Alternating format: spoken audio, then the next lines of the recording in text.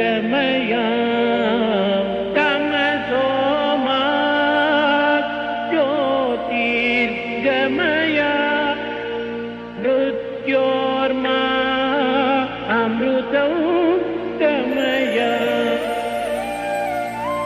Asatoma Sadgamaya Tamasoma Jyotirgamaya Mrityorma Amrutamaya Asatoma Sadgamaya Tamasoma Jyotirgamaya Mrityorma Amrutamaya. Om Sri Sai Ram. Offering my most loving salutations at the divine lotus feet of our most benevolent Bhagwan, respected All India President Sir, distinguished speakers for today's session, and my dear civil service aspirants. Sai Ram to all of you. It is indeed a great day, a very holy day, a Sunday today. And it is with the sheer grace of Bhagwan that we've all come together to walk the path of values, talk about values, and of course, about civil services, how to face this exam and also crack it. We have very eminent luminaries who have served this nation, whom you shall be meeting shortly on your screen. And if Bhagwan permits, maybe someday you will also meet them in person as we take this program forward. On this day, I recollect a wonderful incident that happened way back in 1988. Bhagwan had called about 12 to 14 senior civil servants who were members of Sri Prashanti Society from Hyderabad to an interview room. And after the interview room, Swami walked out of his room and we were ushered into the veranda. At that point of time, Swami stopped two gentlemen and asked them to come closer. And he held the hands of both the officers, one with his left hand and one other with the right hand. And he took them along to the front porch of the Prashanti Mandir. And the students were all seated there.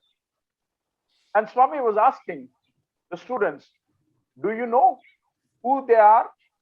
Was the question that Swami posed to the students. The answers came up. Somebody said they're devotees of you, Swami. Some said, Swami, they are officers. And it went on. Then Swami very smilingly, very lovingly said, these are my devotees.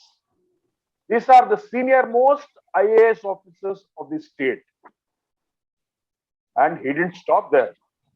He said, most honest, most sincere officers.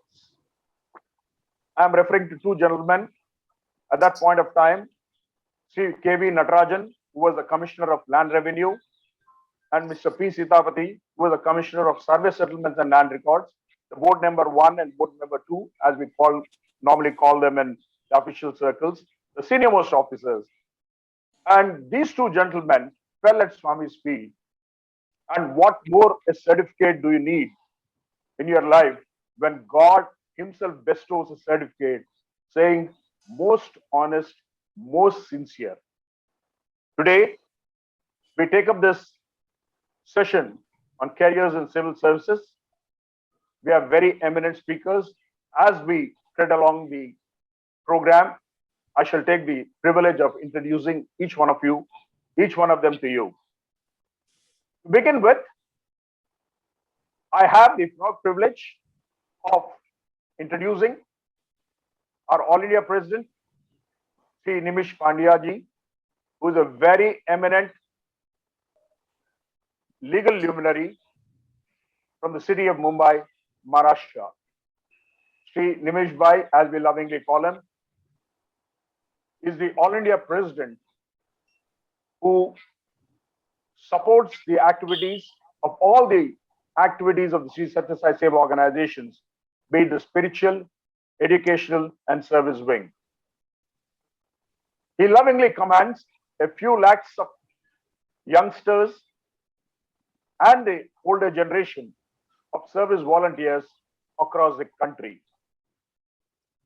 Swami lovingly calls him Nimish, and with these few words of introduction, not holding you between the speakers and our All India President, may I take the privilege of inviting Sri Nimish Pandya to give a brief introduction and also do the context setting of this wonderful program, Careers in Civil Services. Over to Sri Nimish Pandya. Sai Ram, sir.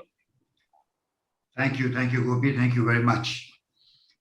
At the outset, I offer my most humble salutations at the divine lotus feet of our beloved Bhagawan, and I invite him to this beautiful session to be present and guiding all of us in our deliberations. He is the ultimate master that came upon this earth to set a beautiful agenda of human values and character building. I'm extremely happy today that I have an array of very eminent IAS officers, IFS officers, IPS officers who have joined us today. I have always been in awe of this cadre that is the backbone of this beautiful country, Bharat. I would always venture to say that this backbone is a strong backbone that ensures that all of us live happily and peacefully in this beautiful country, Bharat, because they are the ones who hold the entire country together. They are the ones who ensure that the benefits are reaching all the right people, that the law is enforced, and the right systems are in place. In fact, this legacy of the IAS officers, IPS officers, IFS officers, IRS officers is the strength that India is living on and is supported by. And therefore, I am extremely happy to have Subramaniam, Sri Ramesh Chandra, Srimati Srideva Sena, Sri A.K. Khan, Sri Jai Krishna Kishore, Mr. Gopi Krishna, and I understand Mr. Prabhakar and Sudhir Sridhar Pidatala also is joining us now. And I'm extremely happy. I welcome each one of you and thank you from the bottom of my heart for being part of this mission that we have started upon today. Yes, Swami was very, very keen that young minds be trained in a great, proper fashion with true education, with real education, and that education that would lead to character. Swami was very particular that any profession, and especially the IAS, the medical, the army, all, for that matter, the lawyers, doctors, all need to have one core strength and one core expertise, and that is of a strong character. I'm very much in awe of all the young generation aspirants of the civil servants who have joined today, that we are indeed very happy that you have been blessed to be a part of this seminar where such eminent people are going to be addressing you, guiding you on the real path. There are many, many people who join the services, but very few get the benefit of the expertise at this early stage of such eminent people who have had long careers in this field. Dear brothers and sisters, I congratulate you for being a part of this course. But I must tell you why the Sathya Sai organization would do this. There are many, many institutes that do this career guidance. But when the Sathya Sai organization does this, it has an edge. It has a special feature which adds value to what the career guidance could be. And that, to my mind, is the input of the Sri Sathya Sai human values and the character building. I'd like to share with you a very short story. I was just introduced as a lawyer, and I was very young when I went to Swami, and I just studied law at that point of time. And I remember Sri Nani Palkhiwala, who was the doyen of Constitution of India, who was the most leading personality on whom the interpretation of the Constitution was relied upon by all and everyone. It was this gentleman who was invited by Bhagawan to the convocation of the Sathya Sai University in Prashanti Nilayam. And I, as a young lawyer, was designated the job by Bhagwan to go and receive him at Bangalore airport and escort him to Prashantinilaya. Brothers and sisters, as a young lawyer, I was very excited because he was such a doyen of the legal field that for me, it was a privilege to spend nearly 3.5 hours in those days from Bangalore airport to Prashantinilaya. Imagine Palkhiwala and I alone in a car. And you know what stress and tension I must be going through at that point of time. I wanted to talk to him. I didn't know what to talk to him. And I just blurted out that, Nani, how come you are going to Puttaparthi? You are a Parsi, and here is a godman who is an Andhra Pradesh godman. And how are you going there? What attracts you to Bhagwan? And his answer was an answer which I always etched on my psyche. And I always share this with young people of what Nani Palkhiwala told me. He said, Nimish, there is no crisis in India. India is such a country which can feed the entire world. India is such a country where there is no crisis of money. Despite all the pilferage, we still speak of growth and financial growth. There is no shortage of water. We can quench the thirst of the entire world. But there is only one crisis that India faces, and that is the crisis of character. Character crisis is what India faces. And that's where we focus upon. And that's where you, as young generation of young men and women who are going to be embarking upon such beautiful careers, must focus that with knowledge, values are important. With knowledge, skill is important. Baba used to always say that when there is knowledge, the knowledge must be skilled. And when there is skill, there should be balance. And when there is balance, then there is insight. And therefore, this course, with the great array of speakers who have been very, very stalwart, upright character, who had their self-confidence rooted in their conscience to do the right thing at all the time, is a great asset for all my young generations who are here. And the Sathya organization is definitely committed to ensuring that Baba's message of human values, of upright character, goes down the line, because that's where success lies. That's where peace lies. That's where happiness lies. You may achieve great things in your career, but if the character also is equally strong, and that would be the great thing. The second thing Nani told me was, I asked him, Swam, that it is only Baba who says the end of education is character, and therefore the character must be built. So I asked him, what do you mean by character? And he said, Baba has said, that character in a person is that where a person has unity of thought, word, and deed. My young friends, brothers and sisters, this is the key that India needs. This is the character that India needs. We are a country, Bharat is a country, like the great Kavi Pradeep mentioned, Jahan dal dal par sone ki chidiya karti hai basera, wo hai Bharat desh mera.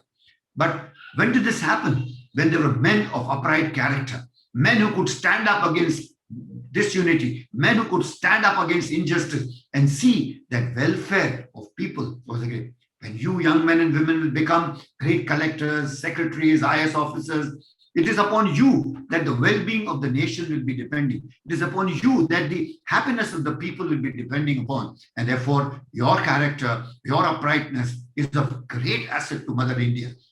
In fact, you're as good as the soldiers who fight on the border and protect us. Because while they protect the borders, you're protecting the human beings in the city, the citizens of this country, with happiness and bliss. Dear brothers and sisters, the Sathya organization is deeply committed to continue with this array of exercises of training and sharing of experience by such eminent people who have had the great exposure to Bhagwan Baba, and even otherwise. They have been people who have been upright of character through good education, through good blessings, through a good pedigree. And therefore, that's a very important situation that we need to understand. And therefore, we are committed to do this. I think with these few words, I would wish that we pray to Bhagwan, that Bhagwan blesses all of us on this endeavor. And I pray to him that he blesses all my eminent speakers today with continuous grace which they've always enjoyed. And I pray to Bhagwan that he blesses all my young brothers and sisters with a great sense of commitment, a great character, a great career, and a great sense of service to mankind, because service to mankind is really service to God, my young brothers and sisters. Thank you, and thank you very much. And I'm very happy to inaugurate this course today for all my young friends. Thank you. Sai Ram. Thank you, Nimish Bhai, for those words of introduction and the wonderful context setting that you made. While I was just giving the opening statements, I did mention about these two officers. I didn't complete the story at that point of time, but I wanted to complete the story right now after Nimish Bhai spoke.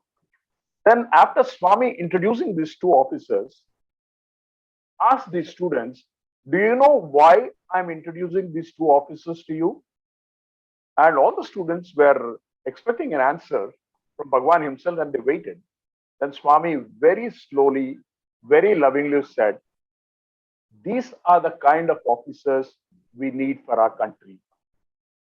And he went on to mention that I want all the students here to take these officers as your role models as you go right in front of your path of your careers. That is what he mentioned. So, leaving that thought as a food for thought for all of you, I would now move on to invite our next speaker. The first speaker of the day after our introductory remarks is Sri L.V. Subramaniam Garu. Just to give you a very brief introduction of Sri L.V.S. Garu, Sri L.V.S. Subramaniam belongs to the 1983 batch of the Indian Administrative Service. He retired recently as the Chief Secretary of the Government of Andhra Pradesh. For many of you, he may not know, but he was a student of the Sri Sathya College at Whitefield from 1975 to 1981. He also had a brief spell of teaching at the Brindavan campus before he got into the civil services. He did some very important assignments in the state of Andhra Pradesh, especially in the field of medical and health, the finance and infrastructure developments. One notable infrastructure development that comes to my mind from the city of Hyderabad is that the outer ring road and the most modern infrastructure stadium that was built in Hyderabad, the Gachibowli Stadium, is the brainchild of Mr. L.V. Subramaniam. I know that many of you know that he was also the executive officer of the Tirumala Tirupati Devasthanam.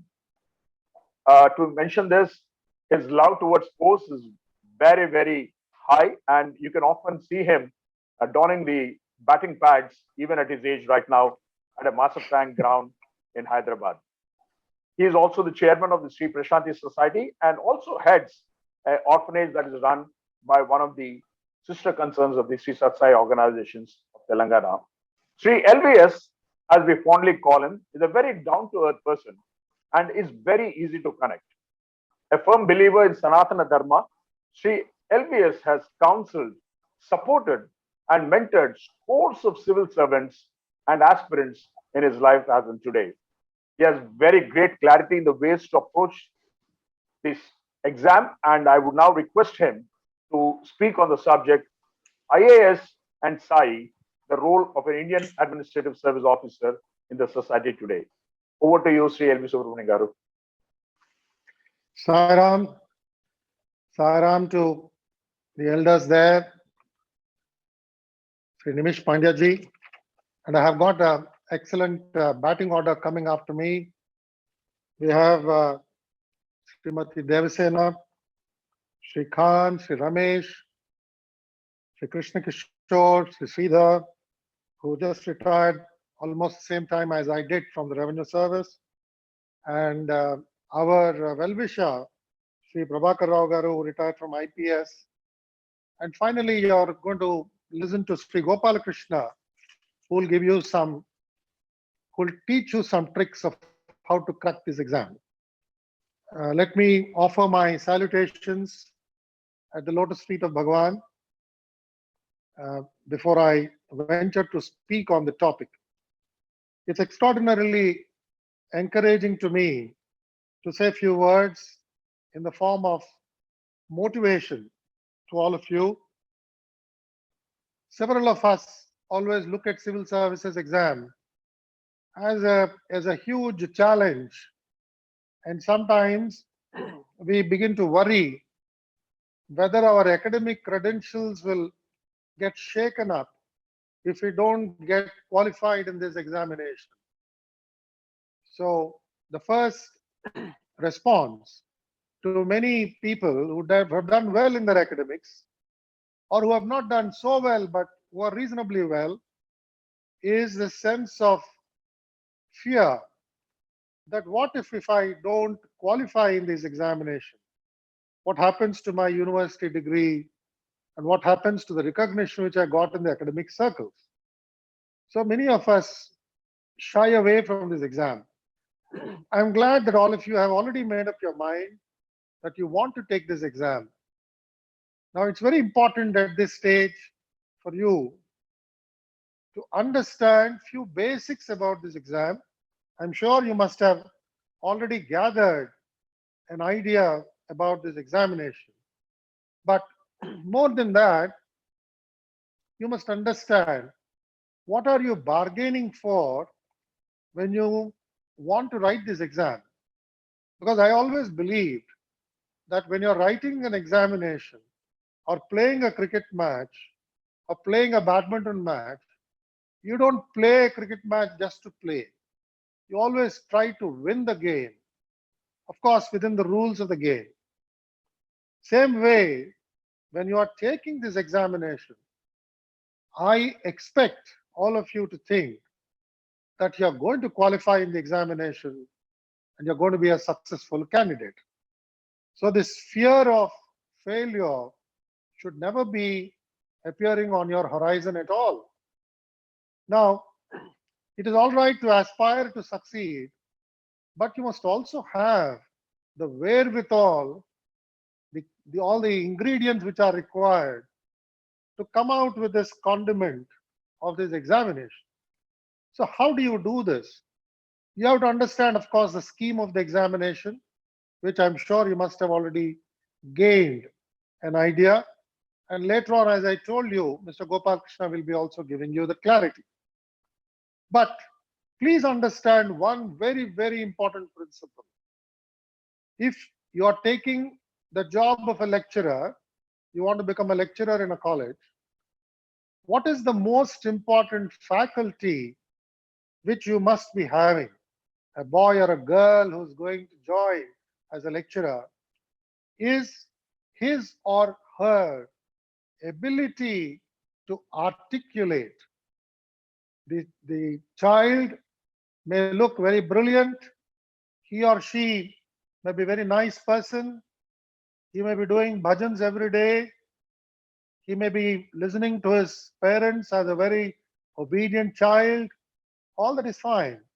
But what is the most important quality which an examiner is seeing in this child when he faces the examination is whether this child can speak well, whether this child can translate his or her thoughts into words of expression which can easily be understood by the students in the classroom. Now, it's all right. The mark sheet of this child are very impressive. Undoubtedly, this child has also played cricket or badminton or tennis very well. This child can sing bhajans very well. The child participates in Seva programs very well. But the child is reticent. Child doesn't speak much. Child always likes to keep an introvert kind of a position. Then this child will be a tragedy in a classroom. So I request all the boys and girls who are sitting today in this conference, please first understand what is this service all about, why this service has been created, why it is still continuing. I know several chief ministers have repeatedly said that this service has outlived its utility. The service has been created by the British, calling it as Indian Civil Service. And of course, the civil service was replaced with Indian Administrative Service, but nevertheless, it has been a champion of the British. Therefore, why should still independent India have an administrative service? So there are questions asked like this. In some moment of anxiety, I should say this. Our Prime Minister also recently seems to have said that why should we expect these officers to fit into every job? So there are shreds of thinking, shades of thinking which are of a wide variety. So please understand what is this exam about. And this exam will then be a familiar object of adoration by you, and then you can get into the examination very easily. If you do not know anything about the examination, because you did not know anything about the service itself, I'm not particularly enamored by the Indian Administrative Service alone, whether it is Indian Police Service, Indian Revenue Service, whatever service that is there, which gives you this opportunity to serve the society. So we need to look at that. Now, different roles have to be played by the officers. Since I belong to the administrative service and I have seen the service from very, very close quarters for a period of 37.5 years. I joined the service when I was just 23 and I retired at 60. I have seen so many great individuals. Gopi took two names. I have great respect and I always look at them as the shining stars. We also have Sri Prabhakar Rao Garu, who's there in this conference, who retired as IPS. He's a person of sterling quality, and when he was the DG of police, when he would visit in just meeting him. He's a very harmless man. He talks with sweet Telugu, though he's from Karnataka border area, but he speaks extraordinarily good Telugu, and he's a man of letters. He is, great interest in music. But what is that which brought fear in my superintendent of police was this man's sterling character, the point which Nimishji just now elaborated. It is this character which is very, very important, which is the final kind of an edge which an officer gets in a troublesome situation. Even the chief minister of the day tries to understand whether this officer has that character. That character, if the individual has, then his decisions, they get credibility. So boys and girls, dear students, please understand this aspect of character. Now, we leave this dialogue here and we go back into philosophy, which Bhagawan has taught us. I'll dwell on this for a few minutes. This is very important for us. The context has been already set. Bhagawan's first song, when he came out from the shell of his whatever isolated identity, and he declared himself as arrived on the scene, that he has arrived there. The first song he sang was Manasa Bhajare Guru Charanam, Dustara Bhava Sagara Taranam. So he came out with this song first. Now, why was he choosing this as the first song? That is the position of Guru. So he said, Bhajare Guru Charanam. We must always keep the holy feet of our Guru in our mind, fixed our attention there, and always ensure that every word, as you have read Swami's literature, the famous abbreviation which we all know, when you talk about Swami, he said, when you look at your watch, he said, remember watch, he said. Remember your words, remember your action, remember your thoughts, remember your character, remember your heart. I mean, these are very, very simple things which Bhagawan has taught us. But Bhagawan has already wanted every one of us to look at, to offer ourselves at the feet of the Guru. And we go back to Guru Swami's 60th birthday discourse that he gave. He said, all of you are coming, thronging this place in Puttaparthi in search of God. You're all searching for God. You come here. Some of you want to see God is here. Some of you are having an iota of doubt whether he is a God. Some of you are extremely excited that you have already seen the God. Whatever be your state of faith and belief, you come in search of God. Then Bhagawan said, I'm also in search of someone. He said, I'm in search of Nijamanava, a true man, a true individual. He said, I'm in search of true individual. I want true individuals. I'm looking for them. What is this true individual? Is the same thing what perhaps Nimish ji has just mentioned, and what I mentioned as watch. So we must be true individuals. Please remember this, my dear students. When you're preparing for the exam, what is it that you are motivated for? What do you want to do through this civil services? Well, I should not take names. I should not go into too many details. But certainly, even I think yesterday our Honorable Prime Minister was talking about the police officers, and he said, please try to remove this blot which is there in public mind about the police. So this is a challenge which every service is facing. Now, I will come little later to why these challenges are emerging, but it is sufficient for me to point out that please have clarity of what you want to do. Now, where you want to be, what you want to achieve, what you want to gather. And here again, Bhagawan has told us, less luggage, more comfort. Now, this could be the slogan for Indian Railways or Air India also, but that's a different matter. But for you and me, particularly for you now, when you're planning to join the service, please ensure that your imagination, your desire to gather luggage must be less. What is this luggage? It is not the luggage which is gathering in the house. No, it is the luggage of thoughts, luggage of desires, luggage of ambitions. We find sometimes young officers absolutely going bonkers, not understanding about this philosophy and trying to gather everything.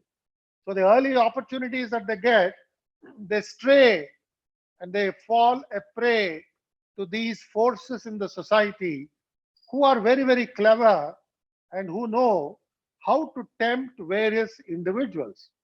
So once you leave your training institutions, you pick up a job, everybody out there is trying to see whether this fellow who seems to have made it well in this examination, is his upstairs empty or is upstairs already loaded with some value system? So can he be purchased? Can he be bargained for? Is a point which everybody tries to see you. Unwittingly, if we fall into their trap, then our journey has almost come to an end. So you can travel in a train sitting in the AC2 tire. You can also be carried in a train in the luggage, the van. So better thing would be to travel as a passenger, not to travel as a baggage. So if you have fallen in a trap of a temptation given by anybody, then you are becoming the baggage in the train. You may travel, you may survive in the system till you retire, because sometimes people are very kind to you. You may not be dismissed from service, but you don't carry any longer that weight of any expectation.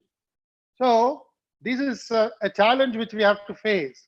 In this context, I wanted to quickly point out few things. What is the kind of society into which you are going? Again, Swami has very beautifully told us that you must have heads in the forest, hands in the society. This is a very, very prophetic kind of a statement, which I'm sure as you carry forward, you will understand the real import of what Bhagawan has said. So your head is always in the forest, means it is becoming a center of character, nobility. Now, how do you gather all these things? Is it all right if on a Sunday morning you have a good shampoo bath and put on white pair of clothes and sit in your puja room and pray, then automatically all these things come to you? May not be true. You may gain phenomenal energy because of the puja or meditation. But you must gather, as I said, the less luggage in which all these components are there. This is something which we can only earn by reading our religious texts, by hearing to sermons or discourses of people like Bhagawan, the various gurus parampara, which is there in our society. You have thousands and thousands of them. Just in Andhra Pradesh alone, if you have time, both of us can sit down, we can list up at least about 10,000 people who have done extraordinary work in terms of their personal attainment, in terms of understanding about our scriptures, in understanding about our culture and various things like that. So there are phenomenal number of people in this land, which we all call very proudly as Bharat. Across the country, in all the hills, in all the forest areas, in villages, in towns. So let us see who are these great men and women who rode in the soil, on the soil, with absolute nonchalant kind of a dedication and sacrifice. Let's read their lives, try to understand where do we belong to. We don't understand anything about our own past. We don't know anything about my own mother. I don't understand anything about my father. But I would say that all the elders in my colony here are like my parents. First, you must understand about your own parents, your own family, your own community, your own region, your own state, and then the country. So as you grow from a smaller area, a smaller personality to a larger kind of a personality, you capture all these value systems and begin to own them. You not only own the people you have come across, but you also have a sense of belonging to the people you have never come across. So that is where you become a Vishwa Manava. You become a larger individual. A civil servant who has this kind of a disposition can very easily manage with all the challenges that come across. So before you get into the society, as you come out of the training, please understand what is the society that you have. It is technology driven, it is caste ridden, it is greed driven, it is politics driven, it is win can even all sins. So this is the kind of philosophy that you have today. So be very, very wary of that. Everything has started with the right kind of a momentum, but somewhere we lost the way. I will only dwell on one point, the politics of growth, the politics of development, which have been ushered in with the reforms that we brought into this country, undoubtedly has created huge wealth. The wealth that was never seen in this country has started again coming back. On the Forbes list, we started having some Indians. But the impact of this can also be seen in the civil service. Now, civil servants also, if they begin to aspire that they should also become very rich, that he should be able to rub shoulders with the richer people in the society, then he cannot afford it. He is, after all, a paid servant. He is given the responsibility to guard the property of the community, whether it is your literature, your culture, your land, your water, your forest. This is the wealth of the society which belongs to the society. In the fairness of the game that they created, the constitutional maker said, please protect this, and they put it in the hands of the civil servants. Can the civil servants afford to grab this as their own and start behaving that they are also in the race to make money and become greedy and rich? So this is where the point of character that Sri Nimish ji pointed out comes up. Even I remember, I'm not saying out of any self-aggrandizement, just as an example, I'm telling you, when I was doing a project in Hyderabad, which is called the MR project, which has the huge convention hall, a beautiful golf course, and lovely villas around the golf course.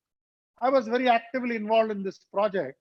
The developer one day rang me up and said, "Sir, I would like to have a cup of coffee with you. And in the office, we'll be having disturbances. Let's go somewhere, sit down in a hotel, and let's discuss over the coffee, the various issues about the project." Fair enough. I went with him. We were sitting and chatting. We discussed about some of the aspects about the development, the milestones, where we are falling short, etc., etc. Then suddenly he came up with this idea and said, "Sir, why don't you also take a villa in this, because it's going to be extremely valuable?" I said, "Look, so and so, so and so, I'm a civil servant. God has been very kind to me, and our former Chief Minister, Sri Kotla Vijayabhaskar Reddy Garu and Sri Janardhan Reddy Garu have been extremely lovable. They have allotted a plot to me in Prashasan Nagar, where I'm speaking from now." I said, "I've got a house there. My father has built his house there in Vizag, where I inherit a portion of that. I don't think I can afford anything beyond this." He says, "No, no, sir, you are mistaken. It'll be a very, very throwaway price, but you have children. As they grow big, you may require money. So it's a good idea to have a villa, because it's going to be very, very precious." I said, "Thank you, so and so, so and so. I have no such desire to have anything of this property. I am professionally approaching this as a project developer. Please get this clear in your mind. I have no ambition to own anything there, nor would I come to you and say bargain for a good deal for my friend XYZ." So these kind of temptations will come to you.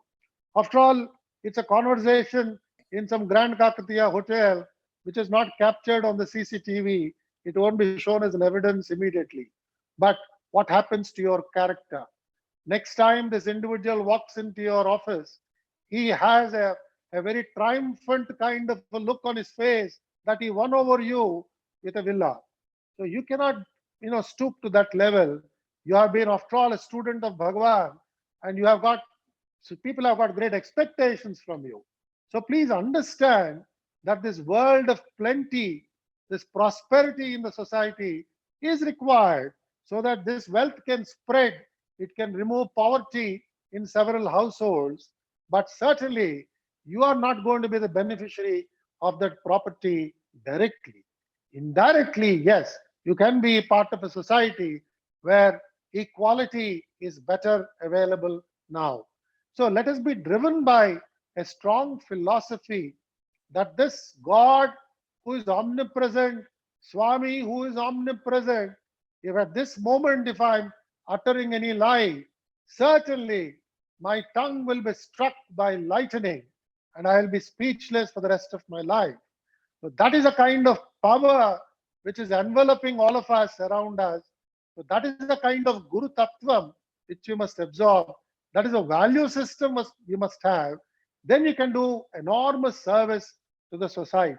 So let us not look at this opportunity to get into civil service, to get a fat bank balance, to have properties, to give whatever that your children desire to have, whatever that your better half desires to have. No, certainly not.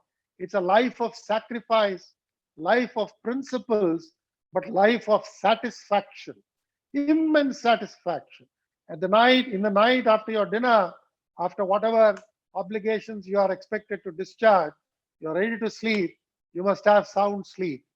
Sound could mean good snoring as well.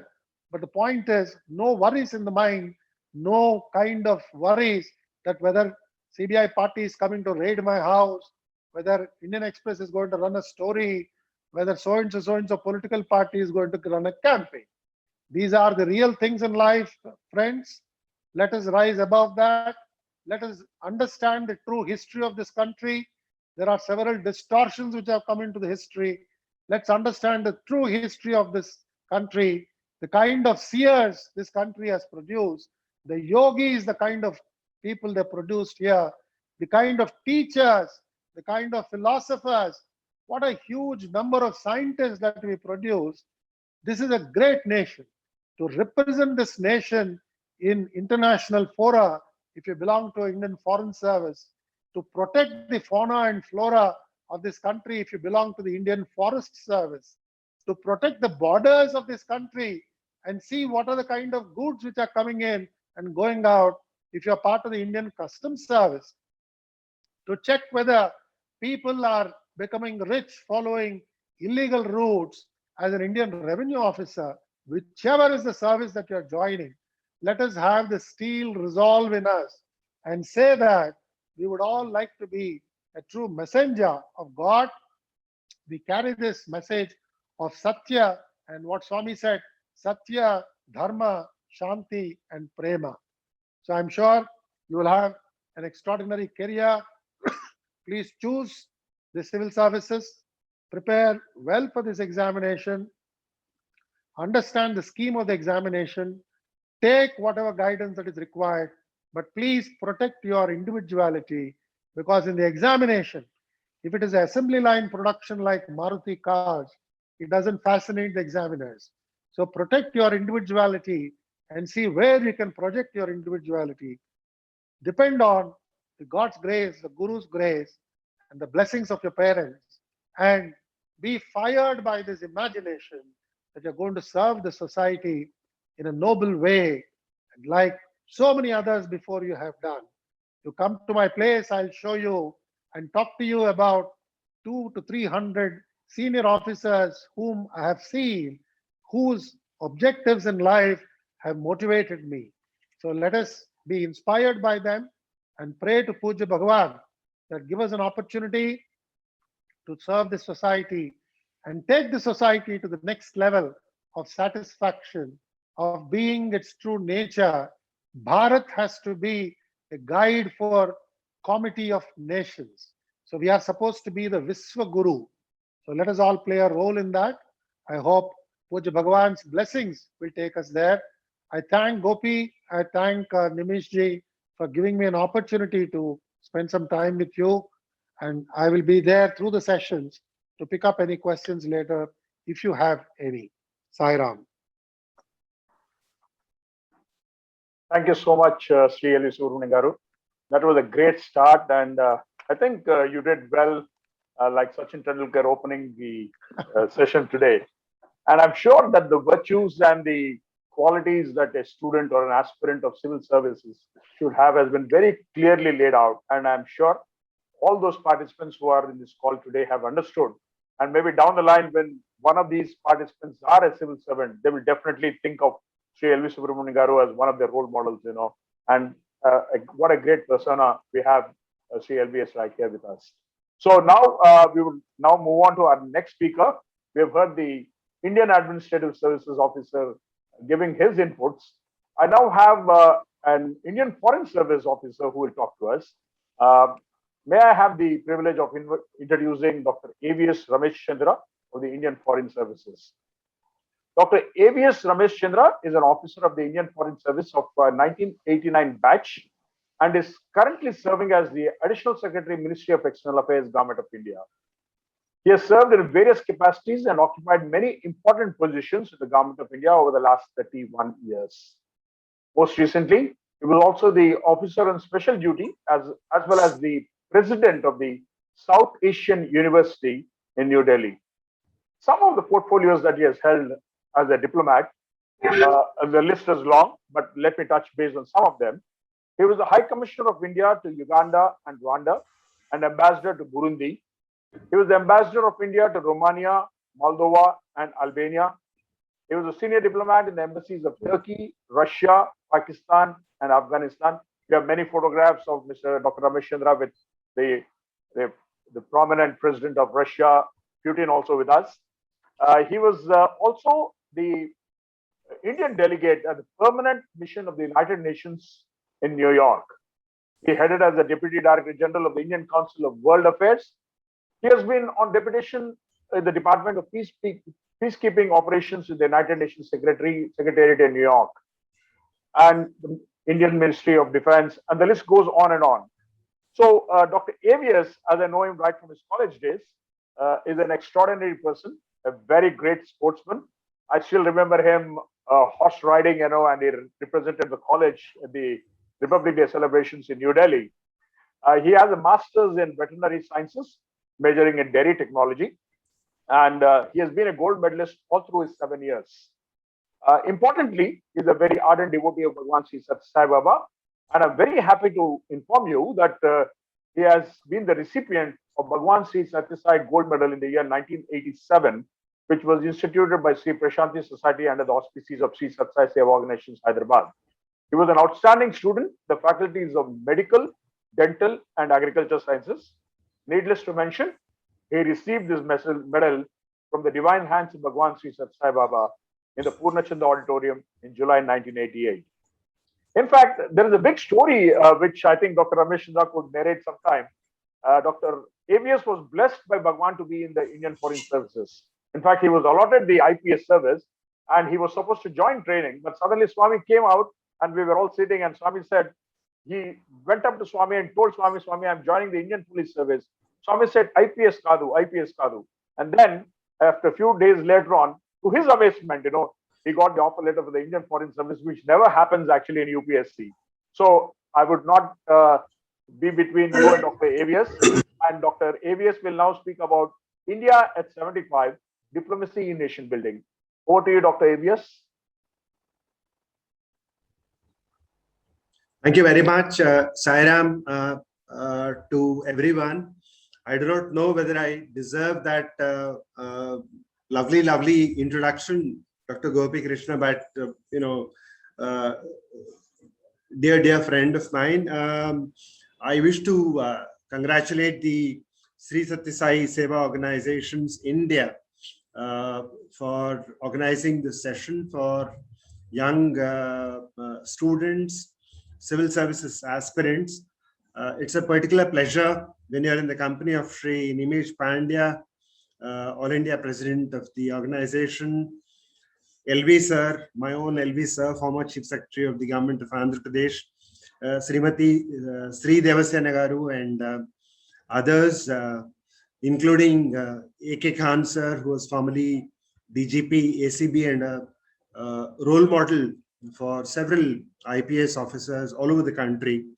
Of course, Sri Krishna Kishore Garu and Gopal Krishna Garu, whose interventions also I'll be very eager and keen to listen to.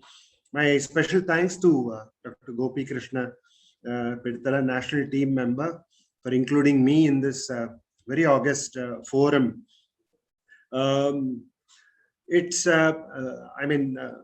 Gopi Garu has been extra kind in introducing me and my association with Bhagawan Baba. Even as I began my career some 31 years ago, it will be next to unbelievable for youngsters in this forum to even imagine. LV Sir mentioned that around 10,000 scholars in the state of Andhra Pradesh alone are researching aspects of Sanatana Dharma and ancient scriptures and texts.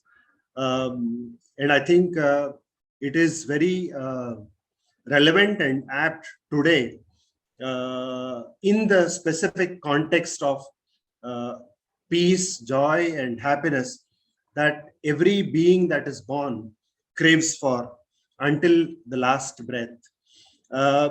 Let me not be too philosophical at this forum. I wish to acknowledge the presence of Miss Sai Manasa, who is one of those listening in this morning. She has, this is for LV Sir's kind information, she has gotten into the 2021 got through the mains part of the examination and has her interview sometime next month. She wanted to speak to me, and I think Dr. Shubhada was very kind in including her as one of the participants in today's discussions. We thank you, Dr. Shubhada, for bringing that map up.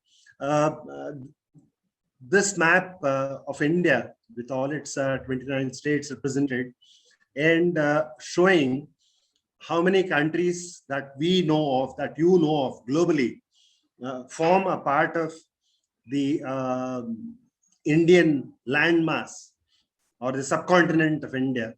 You see that it includes the United States, Russia, United Kingdom, Japan, several countries from Europe, from the Far East, and from Africa, in particular Northern Africa.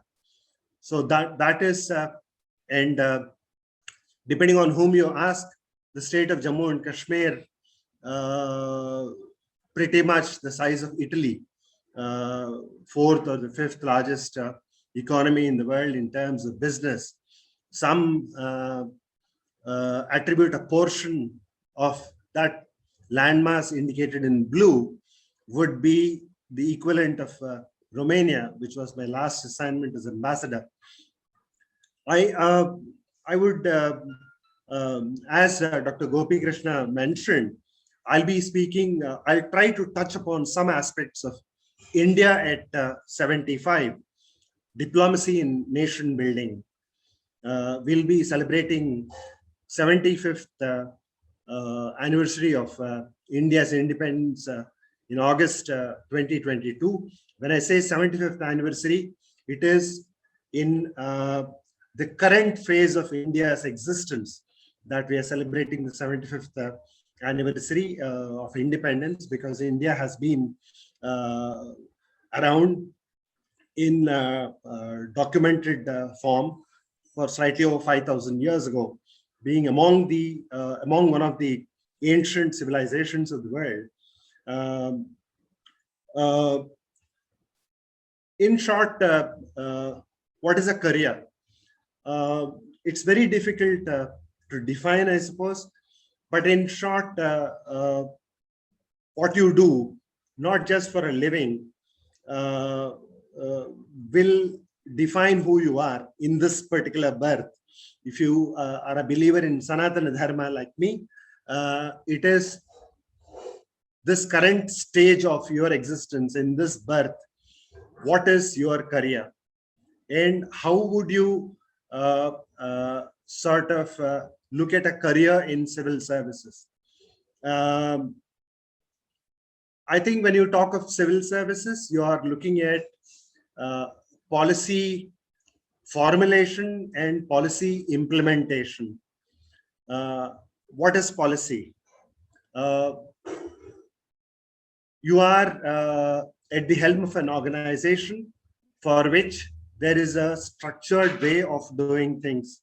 You have a certain resources available, both financial and human, and you spend the money in a certain way to maximize the benefit accruing to the institution through a judicious use of these resources that are available to you. Now, what strikes civil servants who join the service in 2021 and in the next few years is the kind of quantum leap in science, technology, and innovation, which was not the case when me or LB sir, or for that matter, Khan sir, when we joined civil services over 3 decades ago, or Prabhakar Rao garu, a collective icon for all of us, someone who is revered. We are facing this challenge of technology. I think it's very easy as a conclusion to say that on balance, India has benefited from the process of globalization that has been set forth, particularly in the last 2 decades. The quantum leap in communication technologies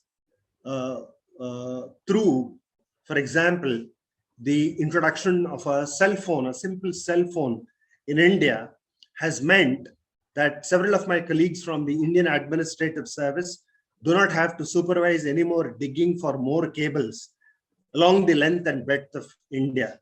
You can imagine, given the size of the country in front of you in that map, how many more decades it would have taken to ensure connectivity to the last man. And if life is about connectivity, if development is about connectivity, I think technology has played a significant role in all this. And not just about politics or the politics of development that LV sir so eloquently spoke about. Do permit me to be a little incoherent here. When an Indian Foreign Service officer joins the service, the challenges to him from day one are on leveraging India's interests when abroad.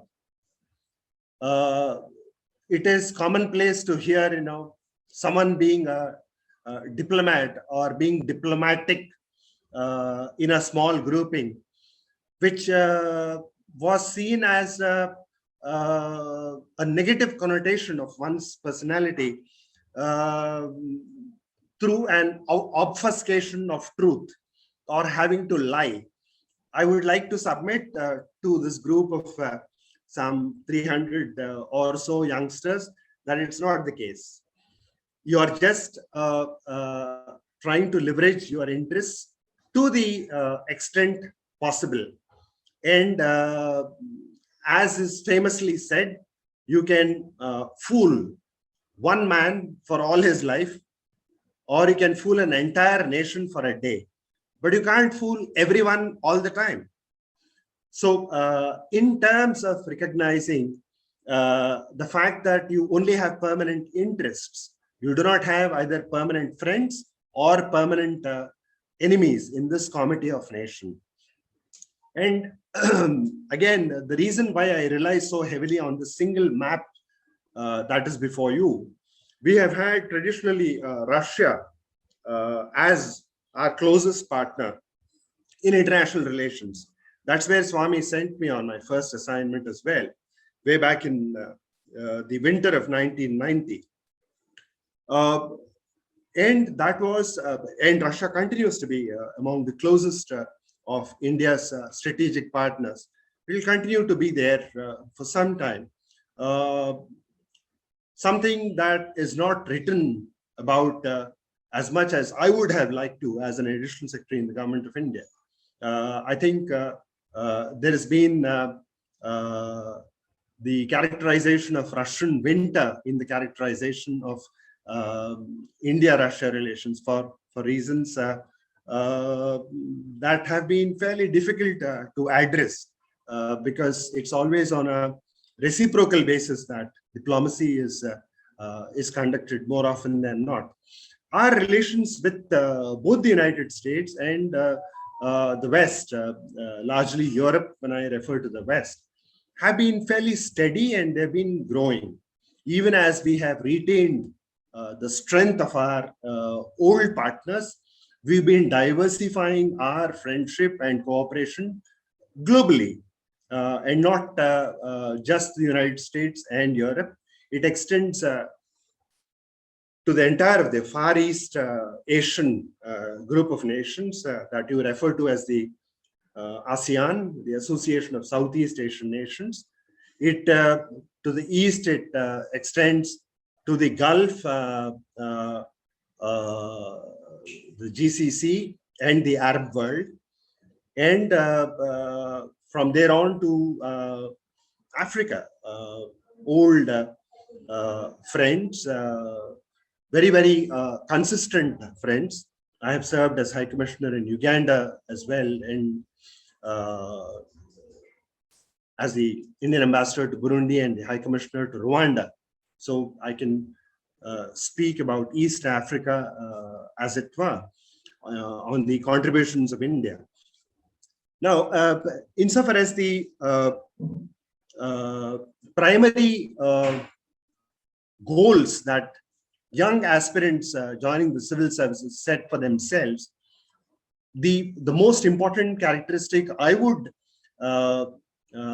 like to put forth as a proposition is growth and stability, being, or rather the other way around, stability and growth is something that every youngster looks forward to in a career. Not everyone has the luxury of getting into a wonderful job such as the IAS at the age of 23, as L.V. Subramaniam sir has had the fortune of doing. These days, the norm is about 27, 28 years of age by the time you set yourself onto a career.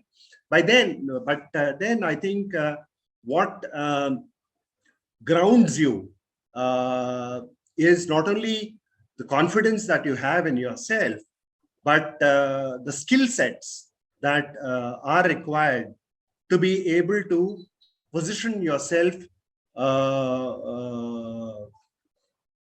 in such a way that you are able to serve people. I think this has been discussed in addressed in some detail by both Nimish Pandya sir and by LV sir. I'll not touch upon this more than necessary.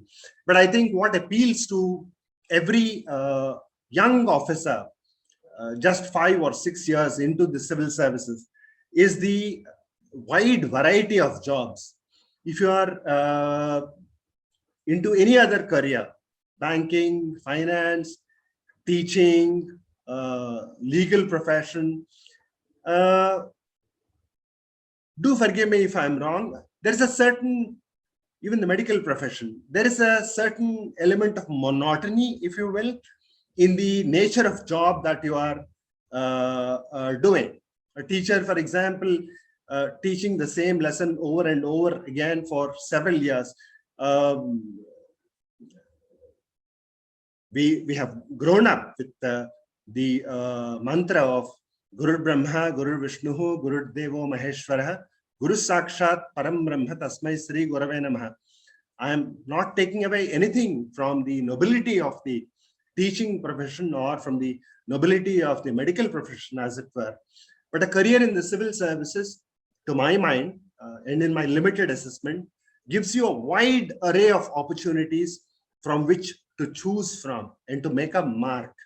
And being a civil servant, you are looking at how benefits can accrue to hundreds of thousands of people.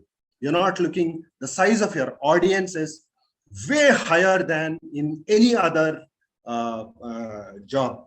And that the variety in the job itself is something that's of a very compelling nature. And if you add the fact that you are bringing light into others' lives through your actions, most notably in the Indian Administrative Service and in the Indian Police Service, but to a very great extent in the Indian Foreign Service as well, because diplomacy is the next best thing only to war, as is said. So even while the IAS, the IPS, the Indian Revenue Service and other services are producing a package called Brand India, it is up to the foreign service officers to sell this brand globally. And I have gone on record saying earlier on, stating that a salesman and his job will become much simpler if the product itself speaks for itself. If you can package a product only up to a point, but at the end analysis, I think the product will have to speak for itself. I'll very quickly go through one significant aspect that I learned only yesterday from the sister of ours, Sai Manasa, who hopes to join the Indian Foreign Service in a couple of months' time. The interviews for her are next month. And as I said in the beginning, she is one of those listening in today and participating. She gave me a very, very interesting statistic. This year we have 790 posts and in the civil services, and 500,000 candidates took the examination. That makes it a success rate of 0.158%. I repeat, 0.158%, or 158 positions for every 100,000 aspirants. Now, Sri L.V. Subramaniam sir also referred to this. There is this fear complex as to what will happen. I have taken the civil service examination. What happens if I don't make it? In fact, the daughter of a cousin of mine who's currently with us asked me the same question. I told her, if you prepare for the civil service examination, the process of preparation for a dozen other types of competitive examinations in India, for some reason, if you do not make it to the civil services, the process of entry into any of those other 12 job types is significantly easier, because in every competitive test today, there is current affairs, there is quantitative aptitude that you are judged, your capacities and capabilities are judged, and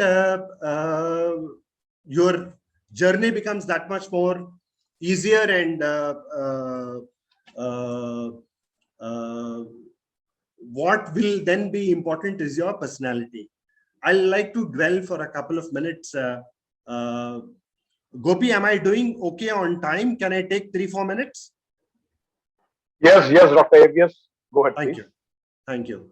There was one very, very important aspect that was touched upon by both Nimish Pandya sir and by L.V. Subramaniam garu, and that pertains to the values that you take with you into any profession.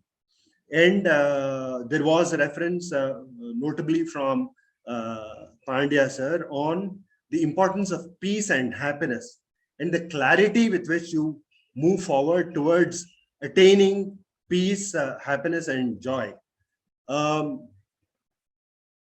very first interaction with Bhagwan Baba, and the very first query that he put to me, even before telling me that I would not remain in the IPS and I should expect a move out of the IPS. A week later, as Gopi so eloquently pointed out, within a week of my return to Mussoorie, to the training academy, I got this information from our Department of Personnel and Training on my shift from the Indian Police Service to the Indian Foreign Service. There was only one question that Swami put to me: what is education? What is the purpose of education? And what is the end of education? I used to be a great fan and follower of Swami Vivekananda until then, but Swami effectively told me what Sri L.V. Subramaniam sir and Sri Nimish Pandya ji were talking about, the strength of character. I think in the unity of thought, word, and deed. Every youngster who is joining the civil service, I think, will need to pay attention to the Sanatana Dharma that we talk about with reference to India. It is a subject matter of research of hundreds of thousands of scholars all over the world. Hundreds of thousands of scholars all over the world researching small aspects of Sanatana Dharma that has universal relevance and appeal, even as of 2021. I think LVS sir referred to Sathya, Dharma, Shanti, and Prema. In the context of the civil services, we add a fifth factor, which was also emphasized by Swami himself, that is of ahimsa.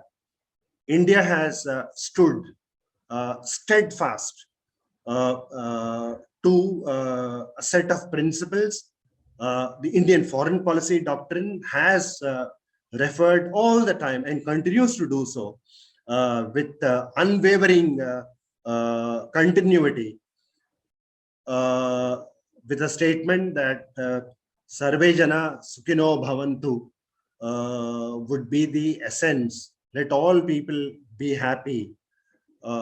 a second sort of attribute of this will be Jagadaika Kutumbakam, which is the whole world is a family. And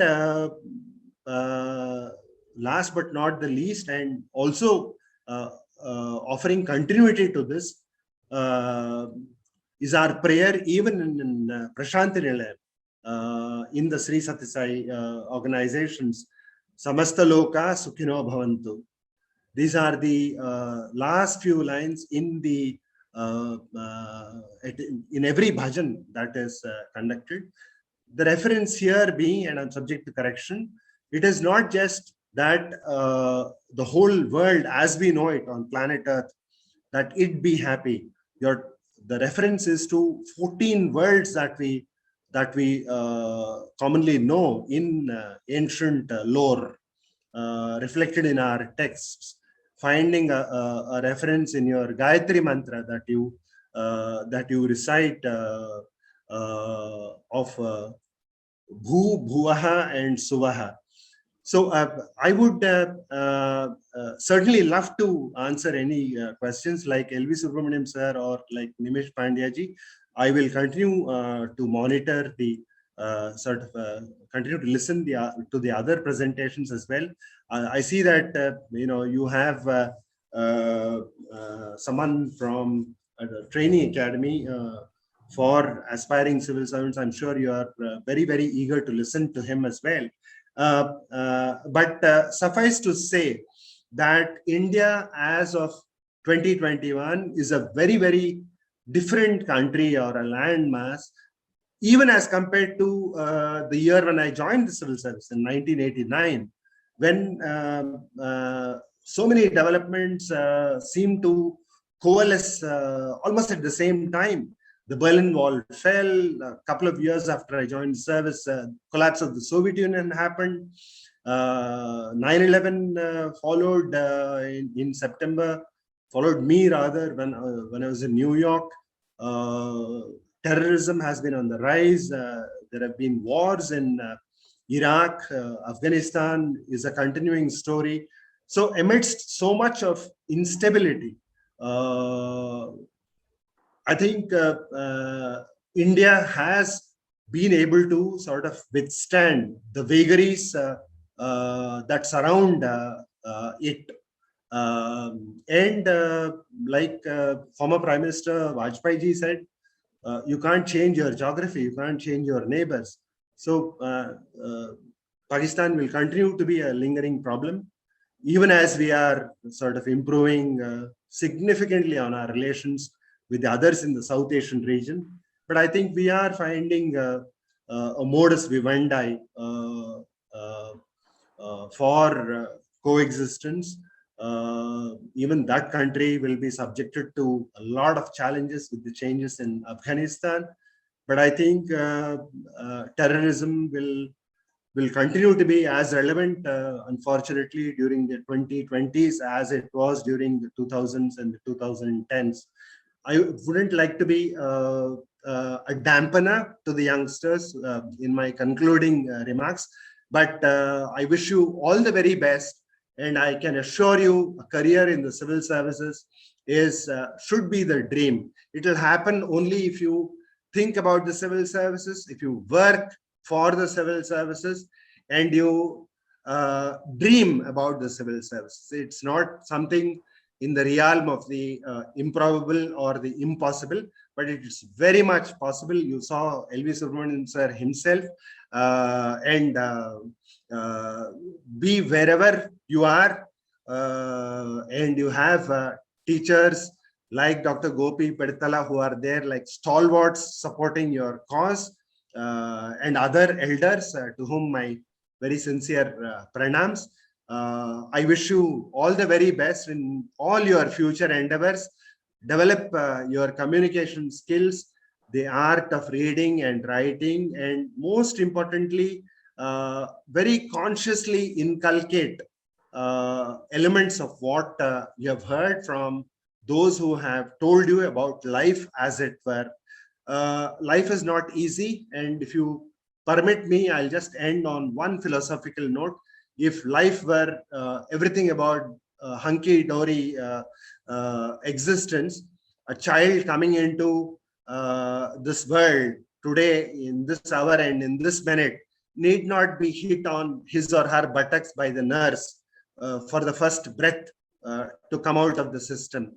Like you do not have, or like you cannot determine the time and date or place of your birth, the same applies to your death. So in between this particular journey that you are going through is what you are calling life or career, but let it be rich, let it be with a strong sense of purpose and with a strong character backing it up through and through and through. Sairam, loving Sairams to all of you. Thank you, Gopi. Thank you so much, Dr. A.V.S. Rameshchandra Garu, for that wonderful talk. Yes, definitely growth and stability are two important facets that every civil servant should aspire about.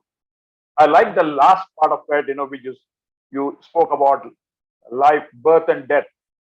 Make a difference. Part between birth and death is so important. How mad are you about it? And the point well taken. Those of you who are thinking of Indian Foreign Services as a career option for you, he did mention there's a brand existing already in India, and all that you have to do is sell this brand outside the world.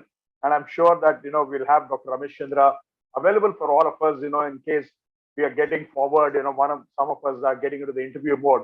This definitely can have an individual one-to-one session with him also, so that we take some tips also for interviews and going forward. Thank you, Dr. Avius. Again, stay tuned with us. We'll definitely have some questions coming up at the end of the talk now. Sure. Moving forward, we have a very young, dynamic lady, Indian Administrative Officer. May I request her to come on camera, please? Srimati C. Devasena, please. I am here, Gopi Garu. Right thank here. you. Sairam. Yes, Sairam. Sairam, can we put a spotlight on her, please? Chinmay, can we have a spotlight? Yeah, thank you. Thank you so much. Right. It's my proud privilege to introduce Srimati C. Devasena. Devasena is a very popular name from the movie Bahubali. She is no less than the Bahubali in the state of Telangana.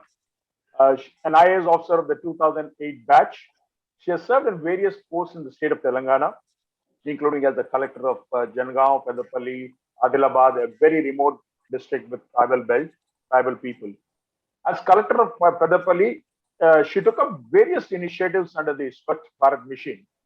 And I have the privilege of informing all the participants here that her district, Pedapalli, was awarded as the best district in the entire country by the Prime Minister of India in the year 2019.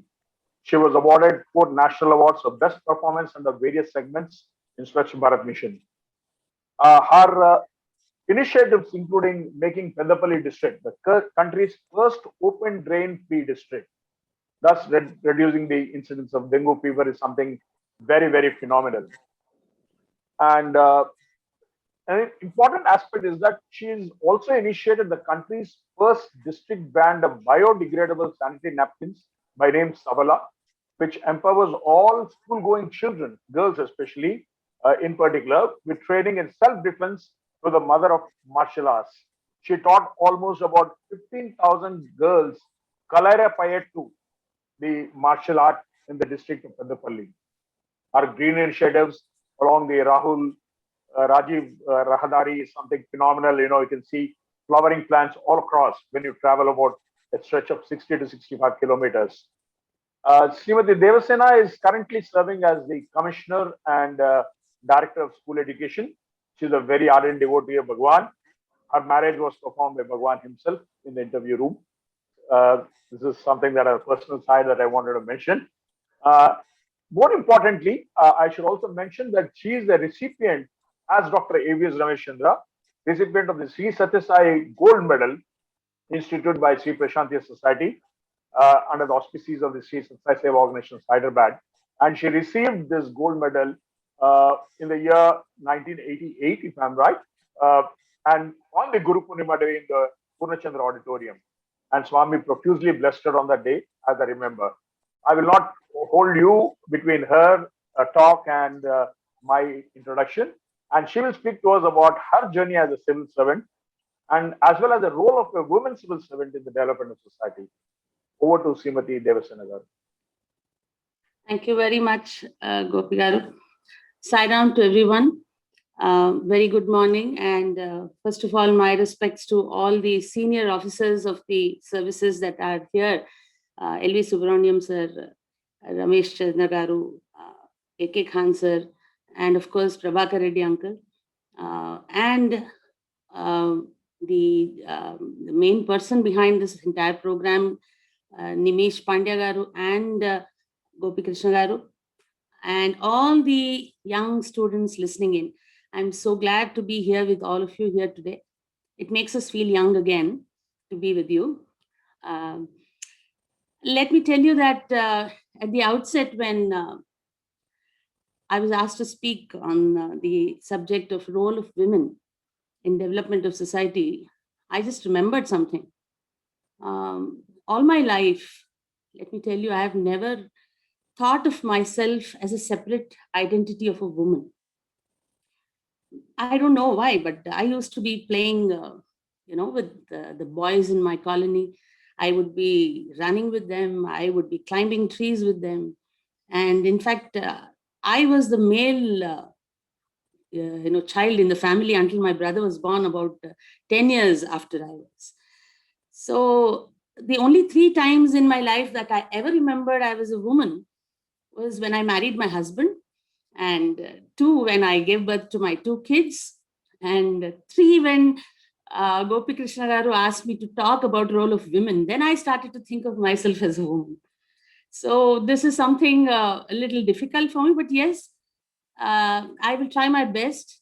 I hope Swami will bring out of my mouth the words that he wants you to hear, and I'm just an instrument in helping you understand what it means like to be in the civil services.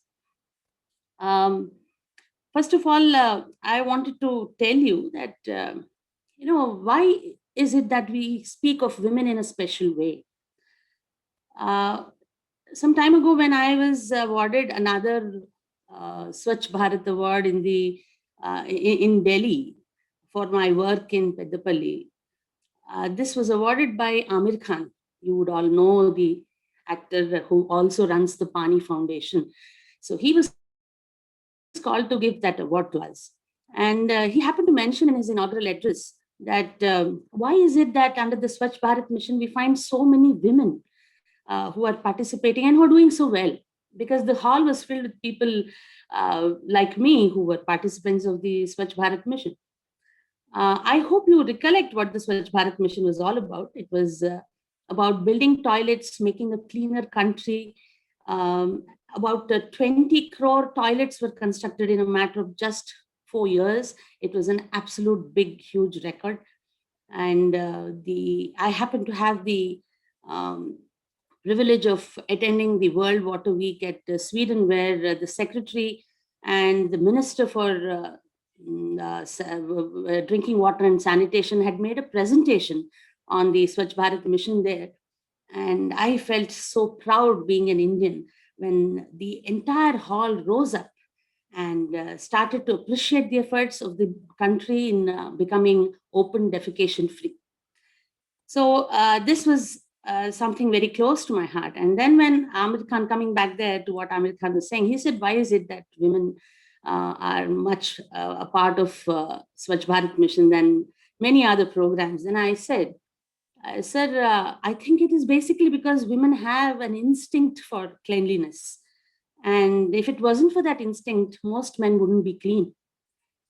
And we have this habit of picking up after husbands, picking up after sons and fathers and brothers, and we try to keep everything clean. So that is the problem. That is already not really the problem, but the reason why probably we are more, kind of affiliated with the concept of cleanliness. And that's probably where you see so many women doing good work in Swachh Bharat mission, including sarpanches, lady sarpanches. They've been doing a fantastic job.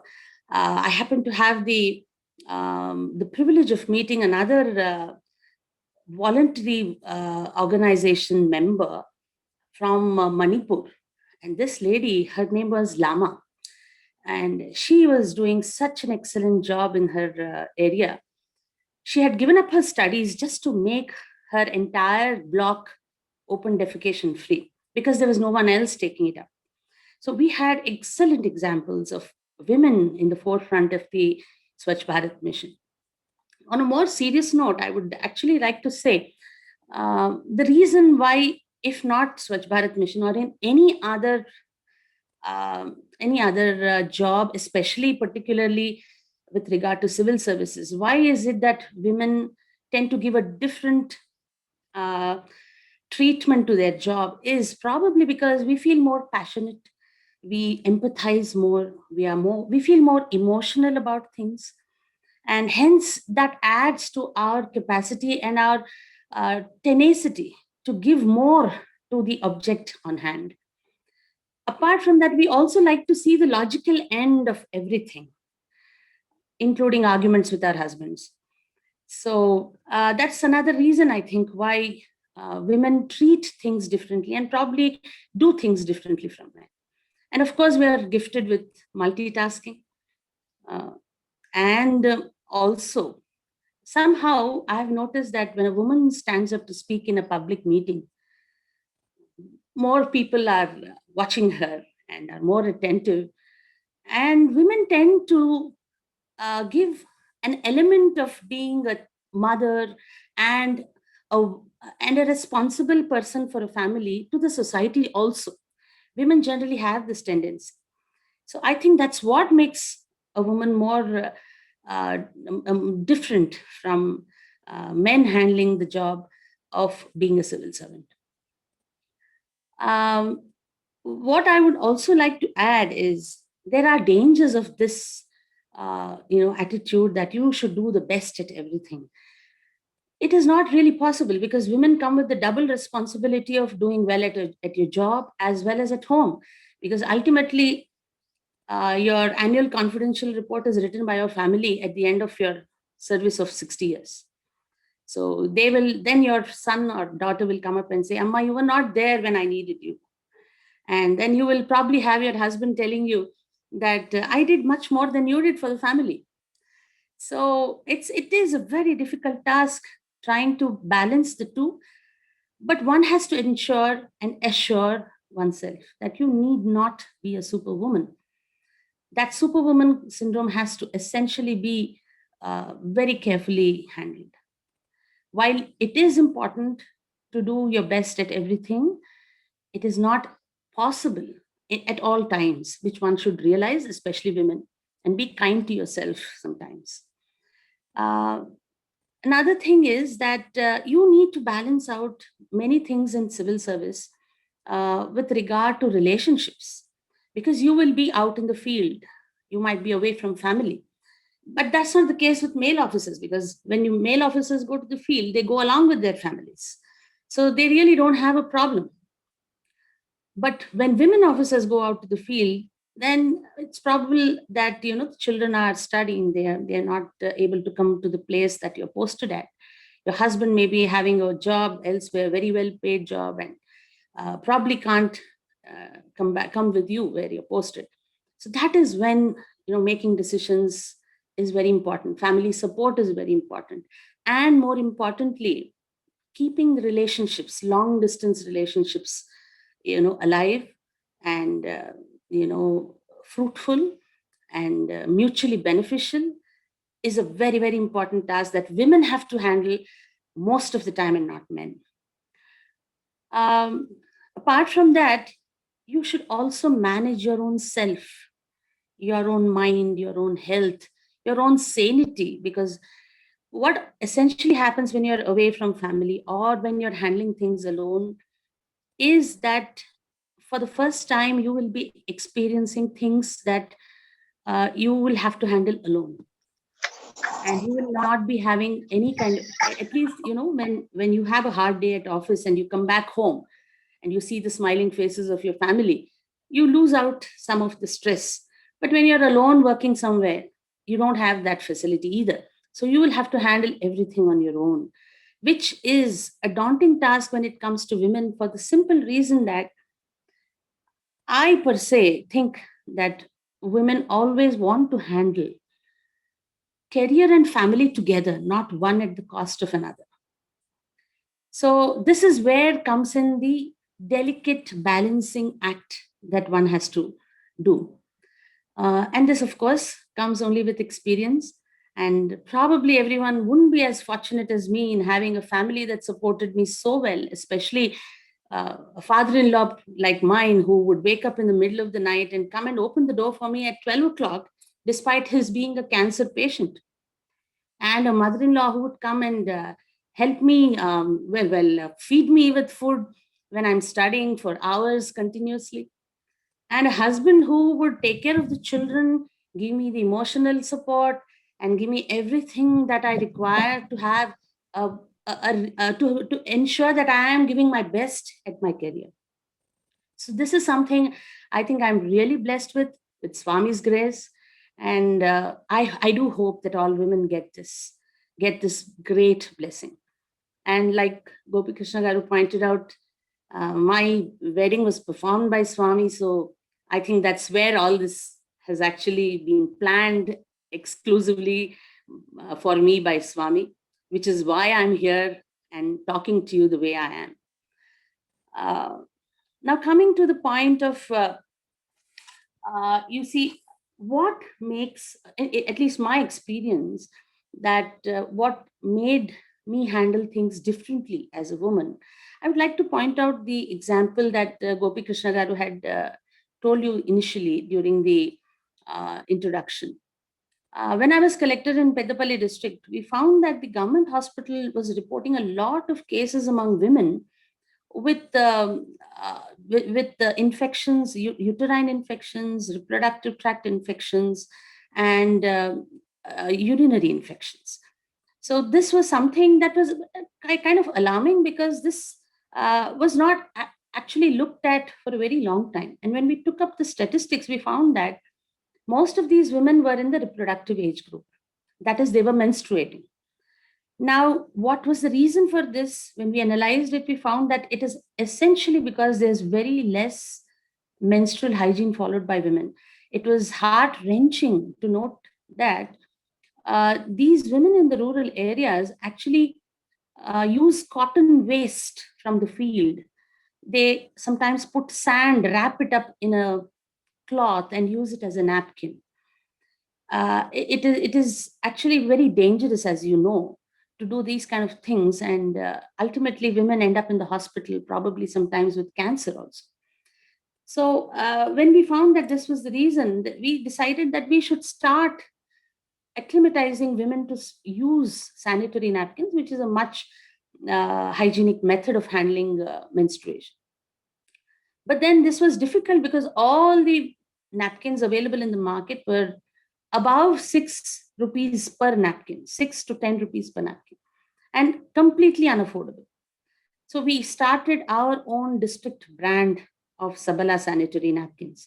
Sabala essentially means empowered woman. So when we started this, we had to have a lot of investment, something around 40 lakhs. We convinced a group of self-help group women to take this up, and we convinced a banker to give us the loans. And I contributed a bit of my fund from the collector's funds, and we ensured that this got running. But that wasn't the end of the problem. We had to convince women to actually use it. And as you know, in Andhra Pradesh, erstwhile Andhra Pradesh, and current AP and Telangana also, we have a huge network of self-help group women.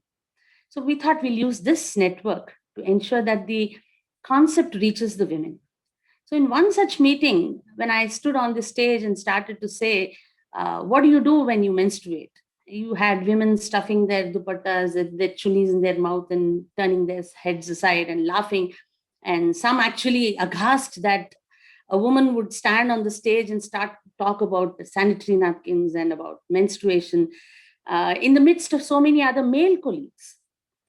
So this is how it all started. And slowly we kept on. In fact, you would be surprised to know that many of our male colleagues started to talk about this with the female SHG group members. And once that picked up, within no time, I had young girls coming on stage and saying that I am using this Sabala sanitary napkin, why don't you? This was something that was amazing, because one girl said, why are you shy to talk about it? When the collector is speaking, she's a woman and she's speaking about it. Why not we? And she actually gave a brilliant example. This girl said, if men don't feel shy to go and buy a razor because they grow a beard due to hormonal changes, why should we feel shy to go and buy a sanitary napkin, because that is also an outcome of hormonal changes? So this was the kind of change that came about. And I think essentially it was because I was a woman that I understood the plight of other women who were going through this, and we could communicate, because this was essentially a female oriented problem. So that's how I think, one example I thought I would let you know about how as women we can make a difference that probably men can't in that very sphere initially. But yes, I had the support of so many other male colleagues. I mean, I don't by any means try to downplay that. We had excellent support from all the male colleagues of mine in the district and above also. Coming to the point of what exactly you face in the civil service. So you have the 4 Ps, I call them. You have the public, you have the press, you have the political representatives, and then you have your peers. These are the 4 Ps that you will have to handle in your in a job in the civil services. And let me tell you, these are mighty difficult to handle. And I can tell you from my experience, the only thing that you can really rely on is the public, is the people. I would be very happy if the outcome of this discussion would be that we are all here to serve the people. And this is exactly what Swami wanted. It is not that we are here in the civil services to wield power and to show people that we are in a certain position in the society, but we are here to serve and to help the people become better than us if we think we are good. And it is very imperative for any civil service aspirant to understand this, as far as I'm concerned. I have many colleagues, younger colleagues, coming up nowadays and telling me that ये क्या हो रहा है ma'am, हम यहाँ पे posting हमारा यहाँ पे हुआ है आसिफाबाद में या कहीं, we're posted somewhere in rural area, which हमारा Saturday evening का क्या होगा? What happens to our Saturday evenings? We don't have any enjoyment. And there are people who actually compare themselves to their friends abroad and who are probably working in the private sector, going around in BMWs, and who have probably more free time on hand than these people do. So let me tell you, youngsters, that if you're looking for comfort, if you're looking for enjoyment, if you're looking only for the power that comes with the civil service tag, kindly do not attempt this. If you are looking for an opportunity to serve, which is why I believe that God has given us this mass of bones and flesh, then you should be in the civil service. And as I see it, this is a divine conspiracy that we all are here together here today to share Swami's message on this point, that we are not letting go of the opportunity to serve people, very rarely to everyone.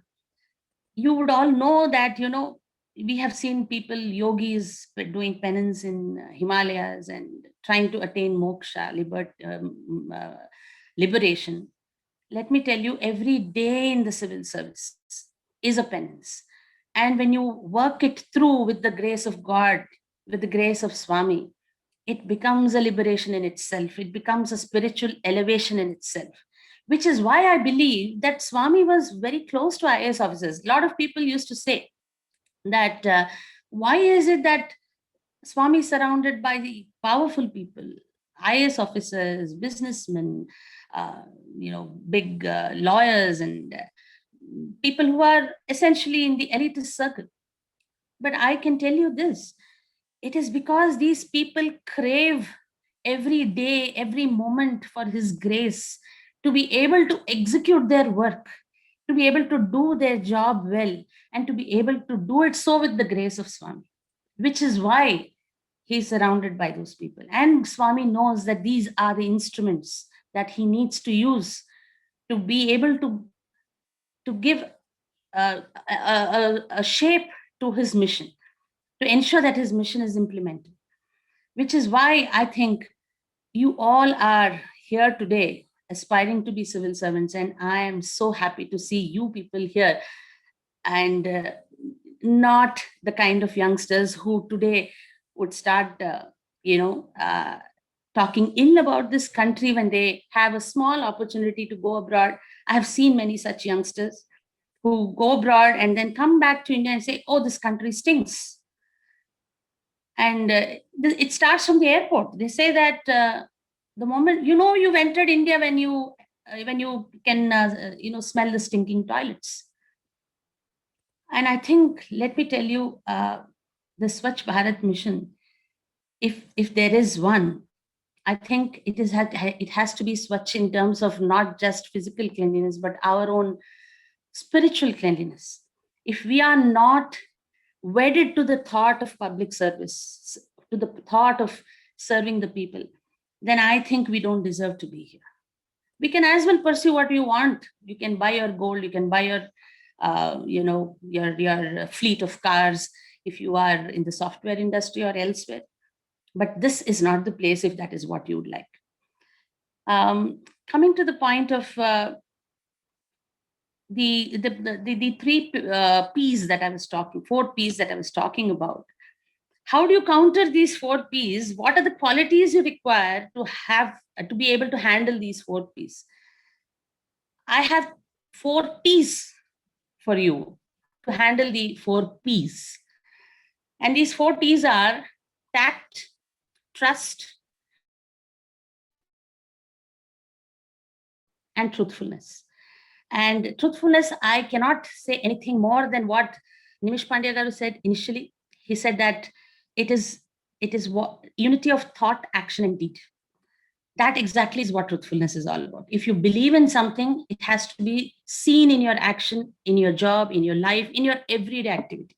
That is the truthfulness. And once you get that kind of strength from truthfulness, a lot of people undermine the strength of truth actually. But when you are truthful, you do not know the kind of image that is created about you in the minds of others, which is practically undefeatable. I can tell you this out of my own experience.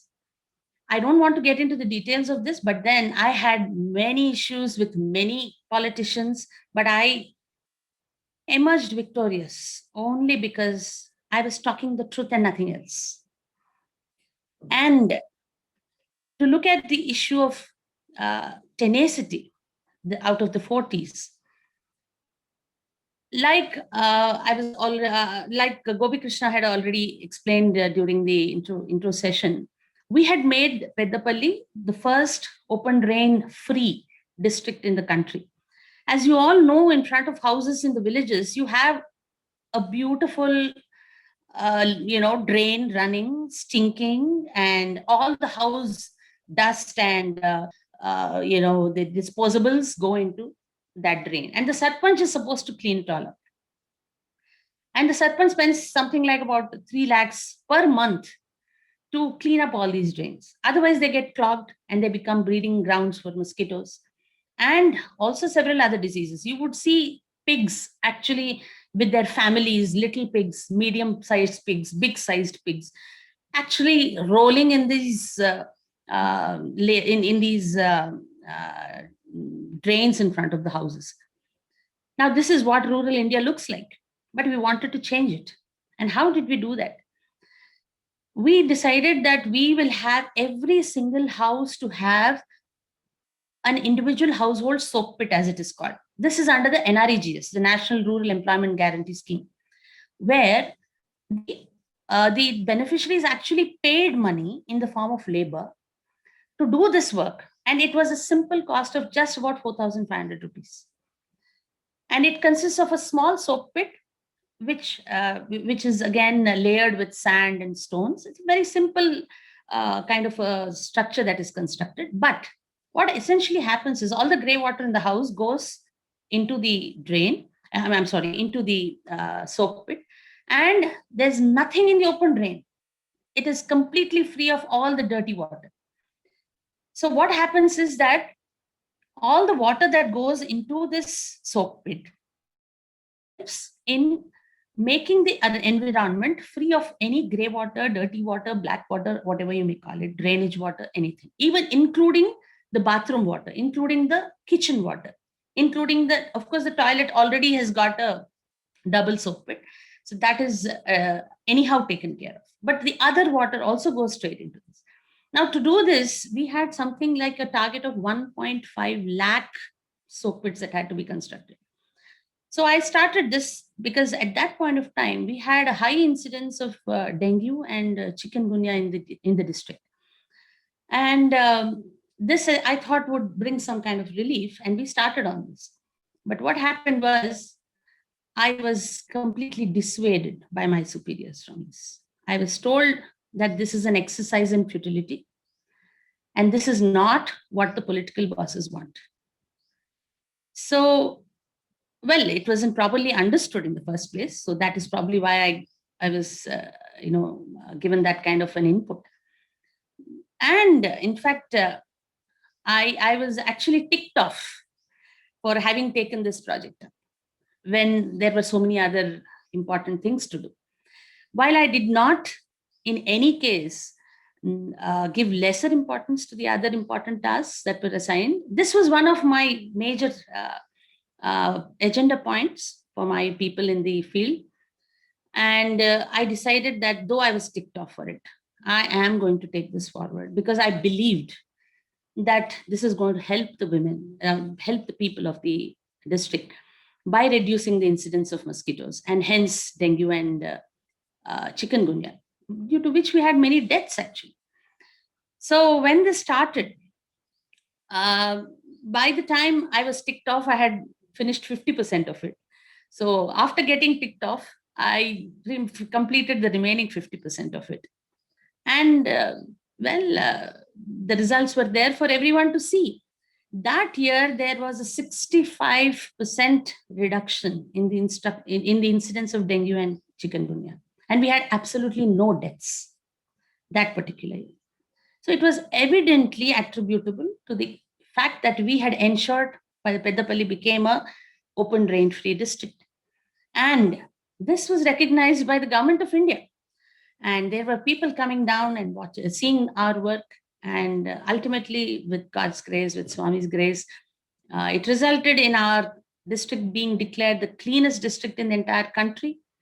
And we were awarded by the Prime Minister for this effort. Not just this effort, but a whole lot of other things put together under Swachh Bharat Mission. But this was one of the major components. And it so happened that the Chief Minister, after having seen our work, made this, he was so appreciative of the work that we had done, that he made it a point to include this activity under the flagship program of Palle Pragati, which has been now taken up by our government of Telangana. So if I had given up at that point of time when I was ticked off, then today it would have been a very different situation. And I had both the state government and the union government supporting me on this. So this is what I thought I would give you as an example for tenacity. With regard to tact and truthfulness, I will give you another example. You would all remember probably the 2019 elections that were held. It was a very, very vigorously contested election, and we were kind of under a lot of pressure from all kinds of angles. And I was the returning officer as collector of Peddapalli for the Peddapalli parliamentary constituency. which included 3 other districts and 4 assembly constituencies, which essentially means you had to do the job of 3 collectors. As you know, elections are a very, very important part of a civil servant's duty, especially an IAS officer, and of course, even an IPS officer, because we depend heavily on the police to maintain law and order during the election time. So this election, as you all know, was also a very toughly contested election and was very sensitive in ways more than one. At that, had fortunately conducted the election very well. There was no issue anywhere, and we had all the polled EVMs and the VVPATs were stored very safely in the strong room, and we had sealed them properly under the guidance of the observers, and it was all fine. But there was a month's gap between the conduct of the election and the counting, which meant that for 1 month I had to take care of all these babies, these VVPATs and EVMs, and ensure that nothing goes wrong with them. It's almost like you see a baby in the ICU and a mother taking care of her baby there, because it is that sensitive. Anything that happens there has political repercussions, has constitutional repercussions, and career repercussions for people who are at the helm of affairs. So, and the Election Commission will never take things lightly if anything goes wrong in the conduct of election.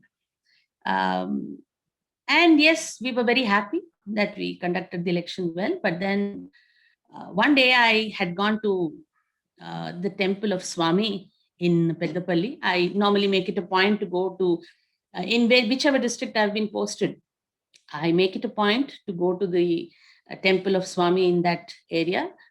And fortunately, in all the 4 districts that I've worked, I've always found the temple of Swami. And that day, I was the only one in the temple, and I was praying. It was a hot summer day.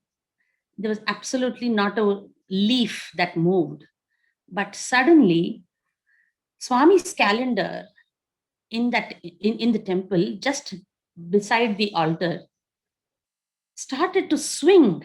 It started to swing like crazy, like as if there was a huge wind that was pushing it. I didn't quite understand why, and it fell down actually. And I, of course, picked it up, touched it with I put it to my eyes and then put it back. And I really didn't understand what was the meaning of this. After I went back to my bungalow, the collector's bungalow, I was just thinking about it. And within an hour's time, there was a huge hailstorm. It was the worst ever that the district had seen. And what essentially happened was the doors and the window panes of the strong room broke. And the rainwater entered into the strong. This was told to me by the security who was posted there in the strong room. And you wouldn't believe how worried I was, because this is not something that is expected, especially in a strong room. When I called the engineer and asked him, in fact, they're constructed near the doors, they just fell down. The bricks fell down like a pack of cards. And it was very, very surprising that this kind of a gale, which caused the window, the doors, the walls that we had constructed against the doors, apart from the doors, even the windows also, the panes broke and water went in. And there was no power. I had no way to contact anybody. And I rushed immediately to the place and tried to assess the damage for myself. And I found that essentially the damage was very, very bad. And what was the next thing to do? Either I report to the government and say that our strong room was not strong enough, or I just hush it up and say that, okay, nothing happened, and we go ahead with it. And then at the end of it, probably some political party would raise objections on it and say that I didn't handle it in a transparent way. So these were the various options available to me. In fact, some of my colleagues were saying, ma'am, this kind of a thing happened many times before. People just clear up the place and they go ahead, ma'am. Otherwise, we'll have a repoll, and we don't want to have a repoll now. And for all you know, who will be convinced that this was essentially a natural cause that happened due to which the security was compromised? Then I said, no, I will not do that.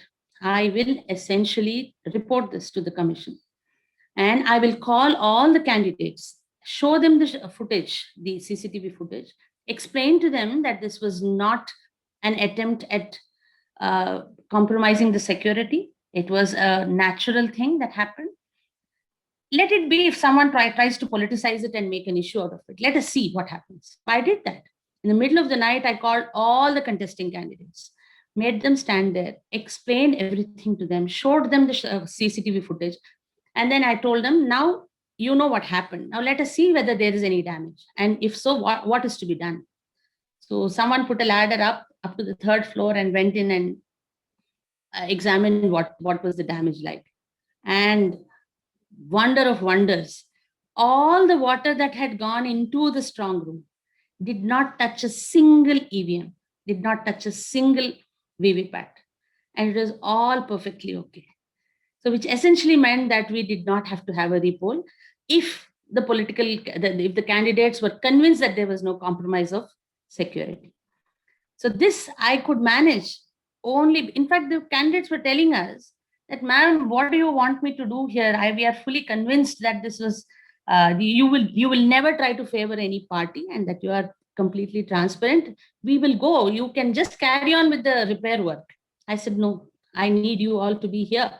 While I complete the report, the repair work, I will take a video, I will send it to the election commission, sign that you are happy with the work done and that you have no worries about the security of the EVMs. So this happened, and this we did and sent to the government, and there was no repoll. And finally, we ended the entire election peacefully without any problem. So this was, I can tell you, completely because of Swami's grace.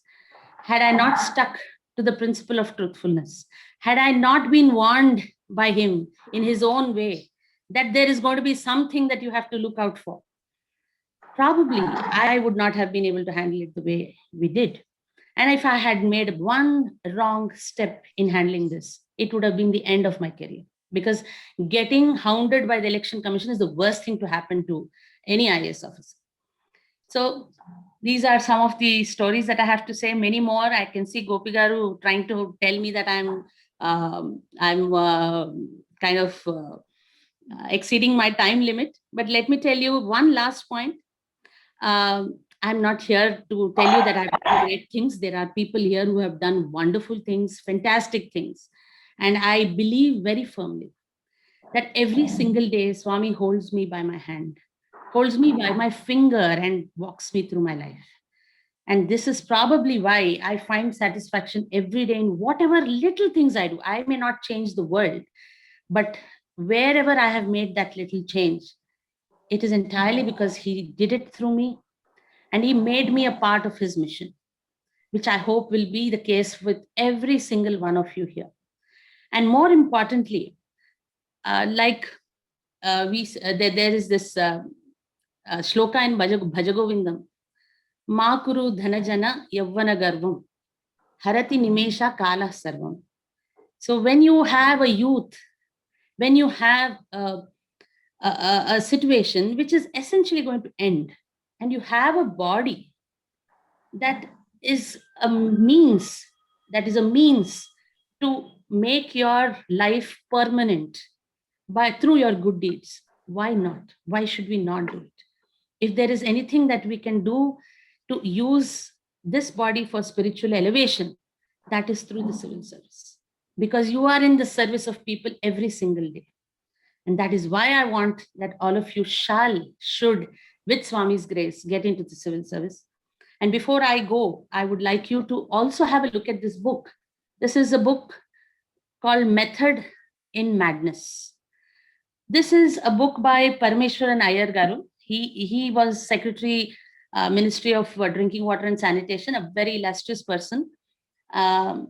he has written this book about his insights from his career as an insider and as an outsider. This contains, every paragraph of it is a lesson, and every chapter ends with a learning.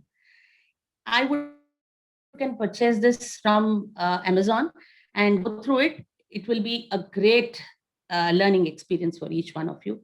And thank you so much once again for giving me this opportunity, Gopi Krishna Garu. And Swami, I only pray that I have been able to at least give some amount of enthusiasm and inspiration to people who have been listening to me. And through him, I hope everybody will reach the highest heights of excellence in your lives. Thank you so much, Sairam.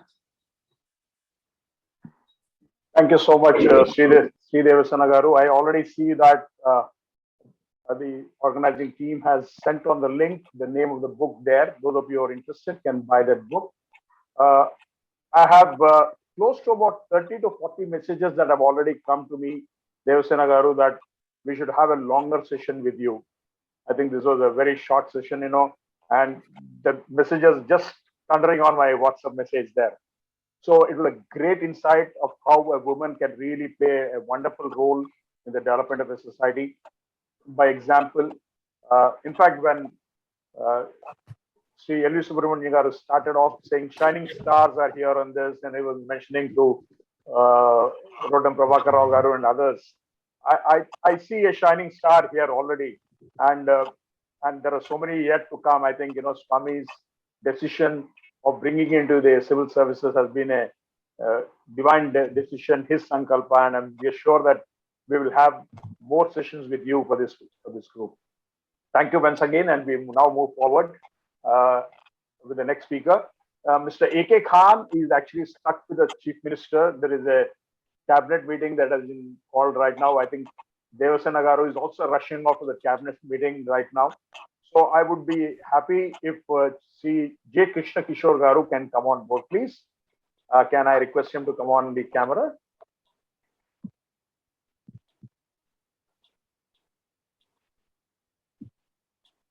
My humble. Yeah, I just introduce you, Krishna Kishore Garu, then we will move forward. We have Mr. Justice Krishna Kishore Garu of the 1994 Revenue Services, who is currently the Principal Commissioner of Income Tax Department, Government of India in New Delhi. And very illustrious son of a very illustrious father. Most of us know Justice Ishwar Prasad, who served as the High Court Justice in Karnataka and Andhra Pradesh. Sri Krishna Kishore is an alumnus of the Sri Sathya Institute of Higher Learning, Vrindavan campus, and he has held many positions in the department and outside the department on deputation. Some of them are, he was the Chief Executive Officer of the Andhra Pradesh Economic Development Board in Vijayawada for about 4 years, 2015 to 2019. He played a very important role in some major ministries, assisting the ministers, and some of them are, he was the Secretary to the Union Minister of Civil Aviation. He was Officer on Special Duty to the Minister of Urban Development. He was also the Officer on Special Duty to the Union Minister of Rural Development. And he was also the Private Secretary to the Union Minister of Agriculture, Government of India. He has many accolades to his persona, and he has written many articles and books and has addressed many forums on economic policies and many more topics. He has been an outstanding ranking personality throughout his career and has a track record of impeccable integrity. And that integrity in the revenue services is qualified to be a kind of a Bharat Ratna, and both in the income tax department and other deputations to other organizations. He has been an asset to the government, and people do call him an officer of absolute integrity by his superior authorities. He will be speaking to us on a subject that Swami dwelled many a time: Indian revenue services, ethical values is a core need for the development of a nation. Over to you, Sri Krishna Kishore Garu. Ram. I ram to all of you. My humble pranams at the divine lotus feet of our mentor, of our Lord Bhagawan Sri Sathya Sai Baba Varu, respected Sri Nimish Pandya ji, All India President of Sri Sathya Sai Seva organizations, Sri L.V. Subramaniam Garu, Sri A.V.S. Ramesh Chandra Garu, Srimati Devasena Garu, Sri Gopala Krishna Garu, Sri Sridhar Garu, Sri Gopi Garu, respected Sri Prabhakar Garu, all other respected members of the Sri Sathya Sai Seva organizations, and my dear students. Way back in 1978, I had the proud privilege and joy of joining the Sri Sathya Sai College of Art, Science and Commerce, as it was then called, at Brindavanam, Whitefield. That was a transformatory moment in my life. In fact, there are a few personal experiences in my life which I would like to share, which I'm sure will help many of our dear students who are listening to this, who are participating in this event. Way back in 1978, I passed out from the St. Patrick High School in Secunderabad. When I passed out, I just had, I won't say I'm ashamed, but it's a little embarrassing, no doubt, to say I just had 49%. I never knew what it was to have a first class in my life. Then I went to study, joined Swami's College. All my brothers were studying there at that point of time. I met our revered principal, Mr. Narendra, who promptly refused admission on the grounds of less than average marks in the 10th standard. Then I went to Puttaparthi. The all-knowing Swami came near me. When he wants to arrange things, he'll arrange things his own. And I went there.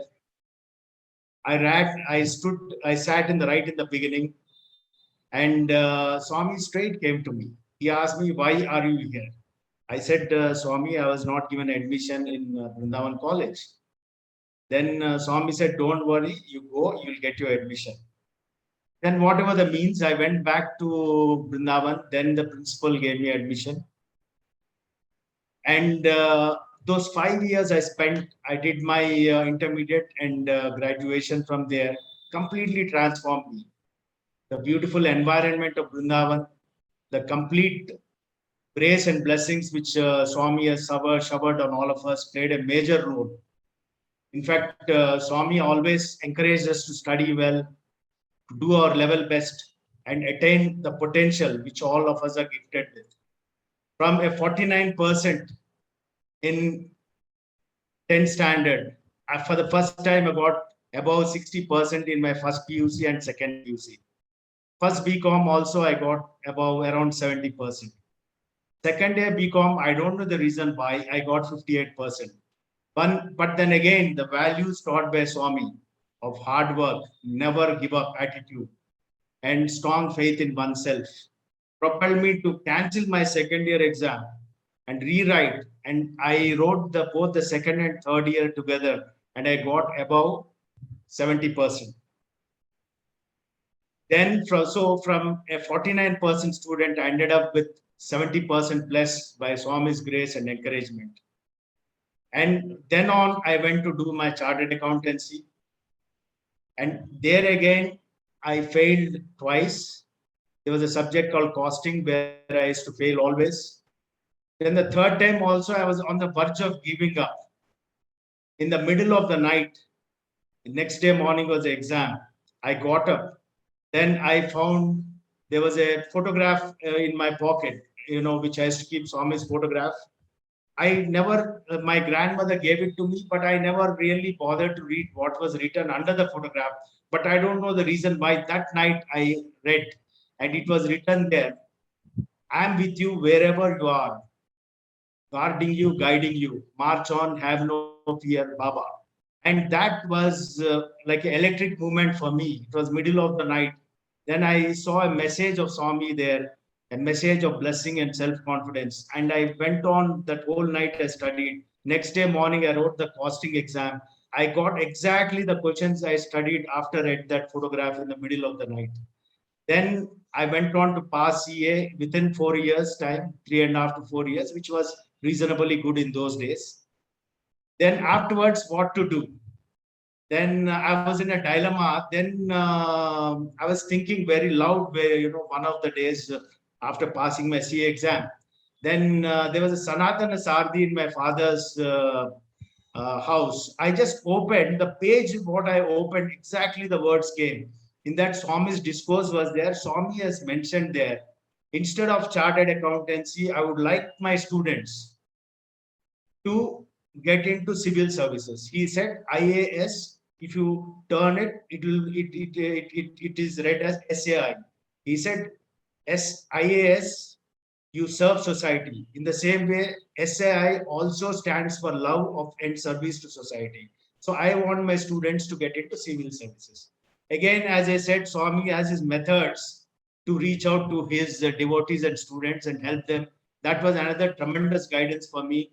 I went on, I wrote the exam, and I got into, both the times I got into Indian Revenue Service. And Swami's college has taught us number of values which form the core of ethical values. In fact, the subject given to me today is role of ethical values in national development. I'll quickly run through some of the values taught by Swami. 1, the human values of Sathya, truth; Dharma, right conduct; Shanti, peace; Prema, love; and Ahimsa, non-violence in thought, word, and deed.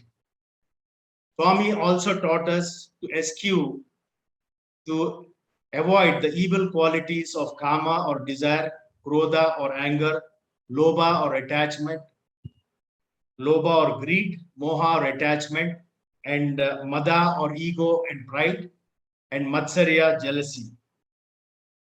Swami always taught us the need to maintain absolute integrity at all times in thought, word, and deed. Baba has taught us the importance of self-confidence and having strong faith in oneself. In fact, the words of Swami Vivekananda always echo in my mind. Faith, faith, faith in yourself. Faith, faith, faith in God. That is the secret of success. We were also taught the values of hard work, dignity of labor, self-reliance, complete self-dependence, service to society. We were taught that Manava Seva is Madhava Seva. We live for the good of everybody, for serving the entire mankind.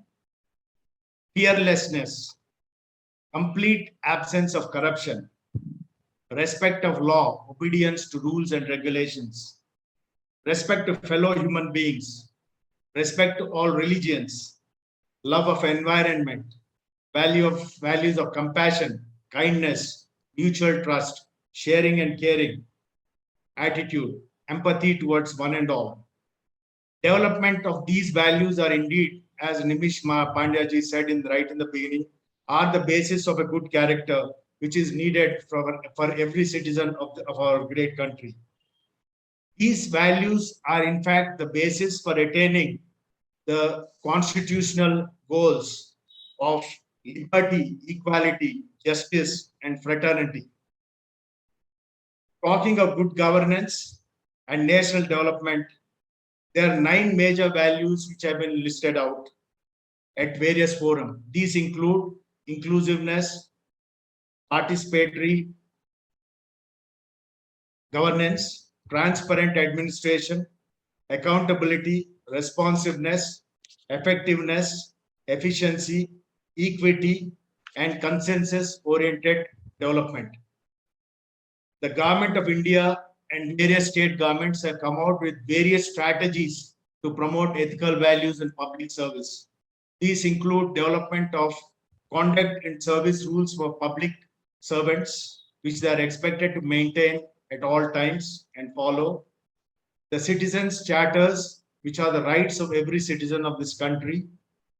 The initiatives of digitization and e-governance, which seek to promote transparency and accountability. Initiatives such as Right to Information Act, Whistleblower Act, etc. The institutions of Lokpal and Lokayukta, the institution of Central Vigilance Commission, the Central Bureau of Investigation, and enforcement agencies of the Government of India, including the Income Tax Department, Customs and Central Excise Department, Enforcement Directorate, the Anti-Corruption Bureau of various state governments, etc.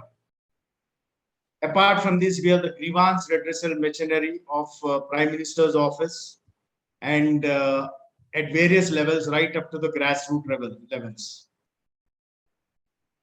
The second Administrative Reforms Commission, constituted by the Government of India, has listed out certain fundamental elements of ethical conduct to be followed by all the public servants. These include integrity and objectivity, dedication to public service, empathy, tolerance, compassion towards the weaker sections, impartiality and non-partisanship, and such other noble values. There is an important committee headed by Lord Nolan, known as the Nolan Committee in United Kingdom, which gave an important report in May 1995, which have listed out 7 principles known as the 7 principles of public life, followed by administrations across the world. These include selflessness, integrity, objectivity, accountability, openness, honesty, and leadership. Why I have mentioned all this is it's very important to know certain fundamental parameters which many of you will be encountering once you are in the civil services. As you see all this, whether it is a Nolan Committee or Administrative Reforms Committee report or various initiatives of the governments at center and state, all these basically go down to the ethical and human values which are taught by Bhagawan Sri Sathya Sai Baba. In fact, if we follow the commandments of Baba, I'm sure we would automatically be good citizens of the country. And when we are in public service, we automatically would be following the highest ethical standards which are necessary for development of our nation. In fact, if you see today, the various ills plaguing the nation, the main ill effect, what we see after independence particularly, is the rampant poverty, which is still around in our country. We still have as much as 7% of people in our country below poverty line.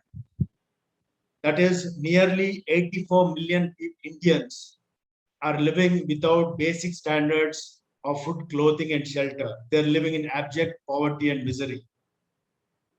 Today, we have a per capita income of $1,947 US dollars, which is one of the lowest in the world still.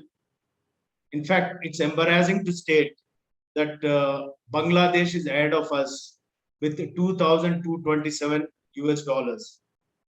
And Singapore is far ahead with $59,819 US dollars per capita income. Now, why Singapore? Why do we compare? Yes, we should, because in 1960, both Singapore and India had virtually the same per capita income. We had around 390 plus US dollars as our per capita income. Singapore had around 425 US dollars as per capita income.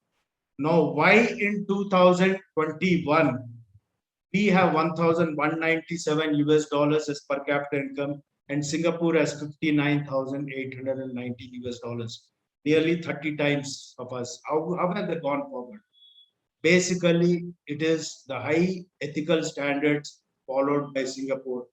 The citizens of Singapore, the government of Singapore, the public servants of Singapore, the elected representatives of Singapore, they have followed high standards of integrity and probity, which has taken them much, much ahead of us.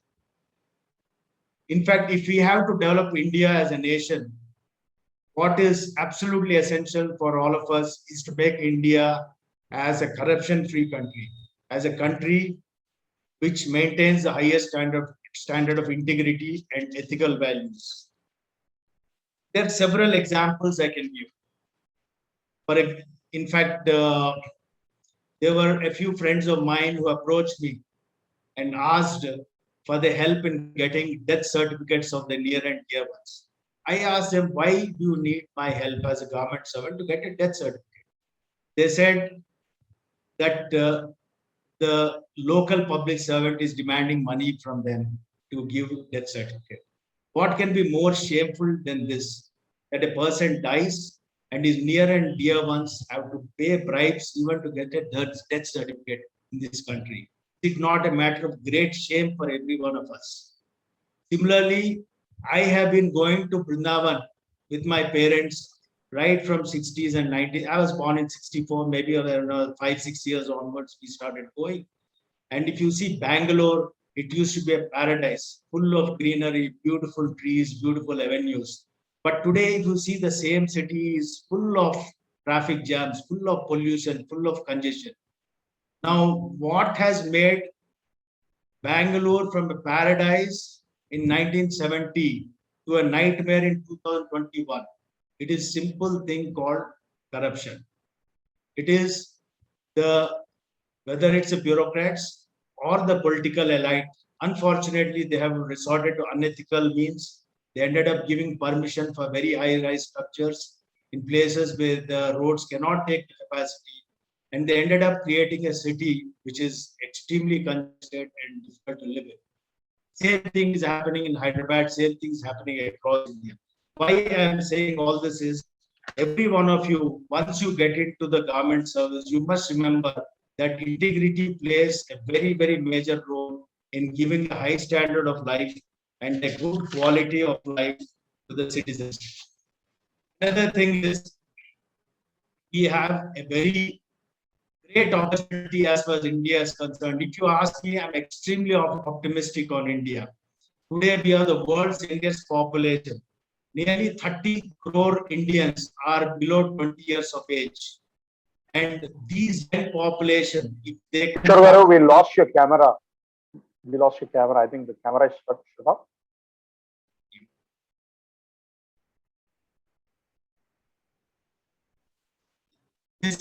We have a large number of youngsters who can...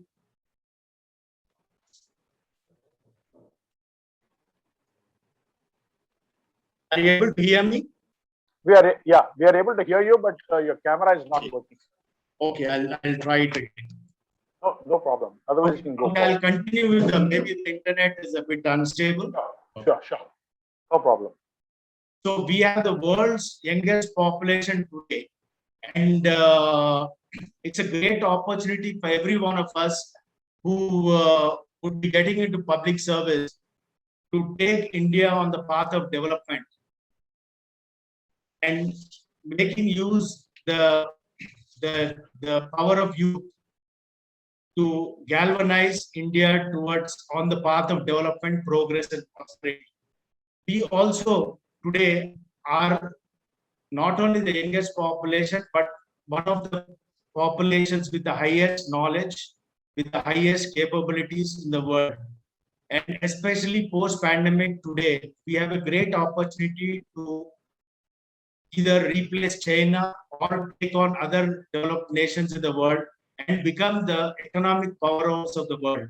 In other words, we can take India on the path of double-digit growth and ensure in the next 2 decades or so, India becomes a developed nation, fully developed nation.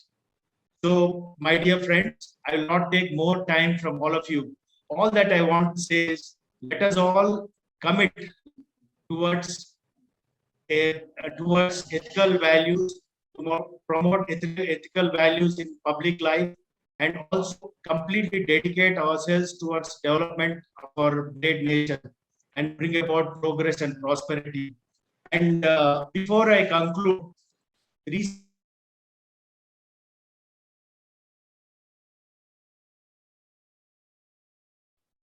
I think we lost him.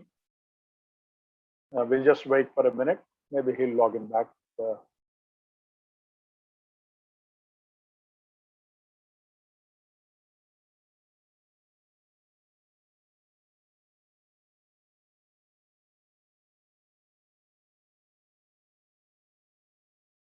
Can one of the team members just call him, please?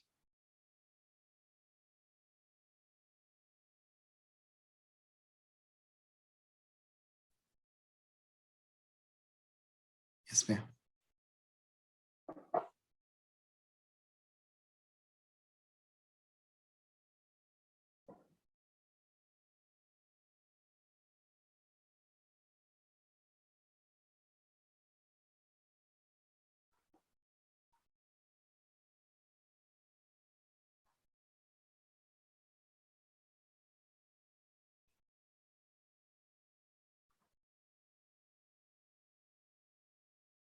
guide us through this program. I would now like to invite Sri V. Gopalakrishna to come on camera, please.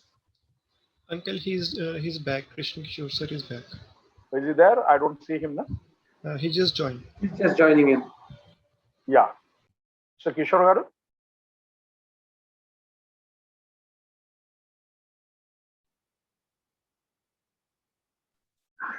We've just admitted him in. Yeah. We'll give him about 5 seconds for it to patch him. Sure.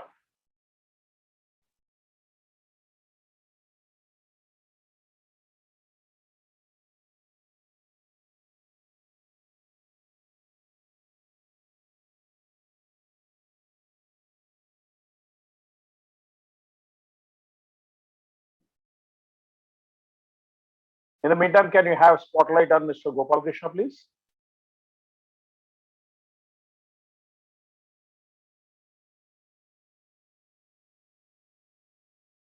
Thank you. We'll catch up with Mr. Kishore as he joins.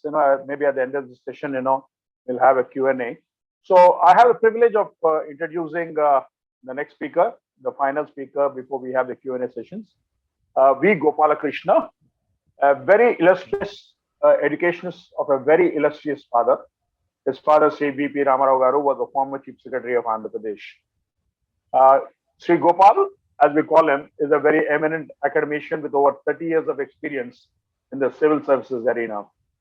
His articles on the civil services, published in many regional and national media, have been instrumental in creating awareness among many younger students to opt for civil services as a career. Braintree IAS Academy in Hyderabad is a destination for civil services aspirants known for very focused integrated coaching. Mr. Gopal and his institute have made a mark for itself.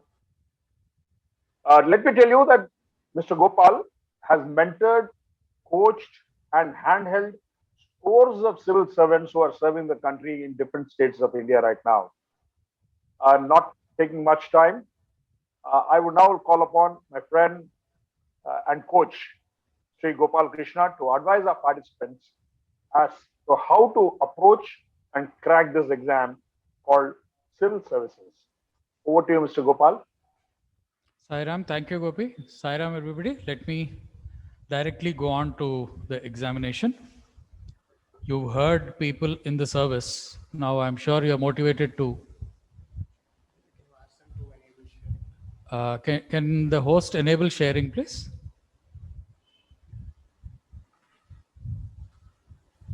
I'm giving you the co-host rights, sir. Sorry? Yeah, Gopal, you have been given the co-host rights. Yeah, okay. Right. Okay.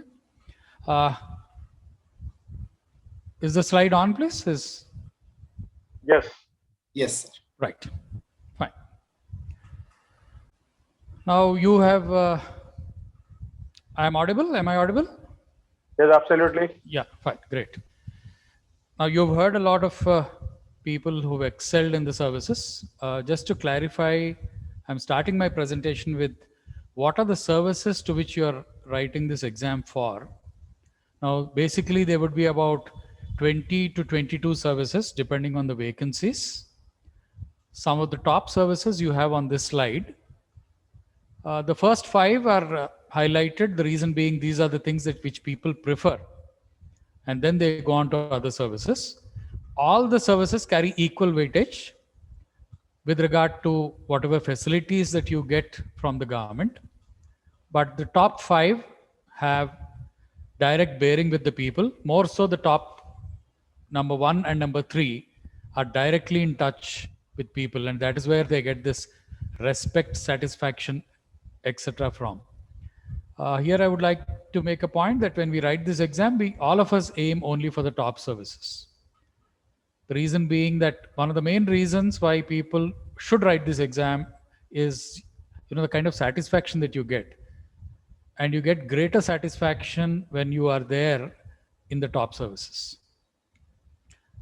While, for example, the Indian Revenue Service does the job of collecting money for the government. It is the Indian Administrative Service that gives the money to the people. So whoever gives is the person who gets the respect. So, and the taker basically is somebody, whose service is not recognized much, but they are the people who fund everything. But just to tell you, all the services have, common facilities, but the top 5 are these services which all candidates generally prefer. And depending on your rank, you get your service here. So these are the other services, starting with the defense estate service, where you take care of the cantonments, to the Pondicherry police service, where you get vacancies off and on. It's not there every year. Till last year, we had 3 other services: the railway traffic service, the railway account service, and basically the railway personnel service. These 3 services have been now delinked from this examination, and the government proposes to have another exam for this. So at present, when you're writing the civil services exam, or whatever we are going to discuss for the next 20-25 minutes, would be that how to get into these services and how is the exam designed. So let's go into how we can achieve these coveted positions. Please remember, most important thing about this examination, apart from all the other aspects that have been given, at your age, you will always look at what am I getting when I'm writing this exam as compared to other professions. This is an exam where you settle down for a lifetime, when you get into these services. A lot of people would today say, what is settling down? Settling is very unsettling. We would not, we would like something which is challenging. But let me tell you, the last 1.5 years, as once again, people have realized what stability is. When you had the pandemic and you realize that nothing is in your control. So a very important point here that I would first of all just like to tell you why you should write this exam. One, you settle down at a very young age. When you settle at a young age, you can plan your future much better. 10 years later, you'll be a different person once you get into these services. A totally different person than what you were after you came out of college for all your experiences. There are very few people who left the service, but whoever has left has also done very well. They've gone into something which they like. And this idea of what they like, this idea of getting into something different has come in only through the service. So getting into the service has a lot of spin-off benefits, the way you look at life. And if you ask me, civil service is a career which gives you a 360 degrees life. It gives you the required remuneration. It gives you the required stability. It also gives you the required resources to serve people and get satisfaction. So these are services which everybody should try. Now, in fact, these days you would be hearing there are quite a few civil servants who are after retirement or are taking voluntary retirement and then getting into politics. Let me tell you, had they not got into the civil service, they would have never got this idea of getting into politics. Politics perhaps is the most difficult thing. And this idea of getting into politics comes, basically belong to only a few people. Now we have quite a few civil servants coming in because they would like to serve at a higher position or, make the policy rather than determine the policy. So once again, it gives you so many ideas. It gives you security, stability. So this is an exam which you should write. So when I'm asking you to write the examination, please understand that there are so many people across India who already know all this and you would like to write the exam. And therefore, there is a lot of competition for this. Now, this exam is conducted by the Union Public Service Commission. I mean, all of you know, we call it as UPSC. And some of you may not know it if you're freshers. Once you start writing this exam, the UPSC will start appearing in your dreams. This is because you have to dream about this. And a lot of candidates just hope for getting into this building to appear at the interview. It's a dream. Getting into service is a dream.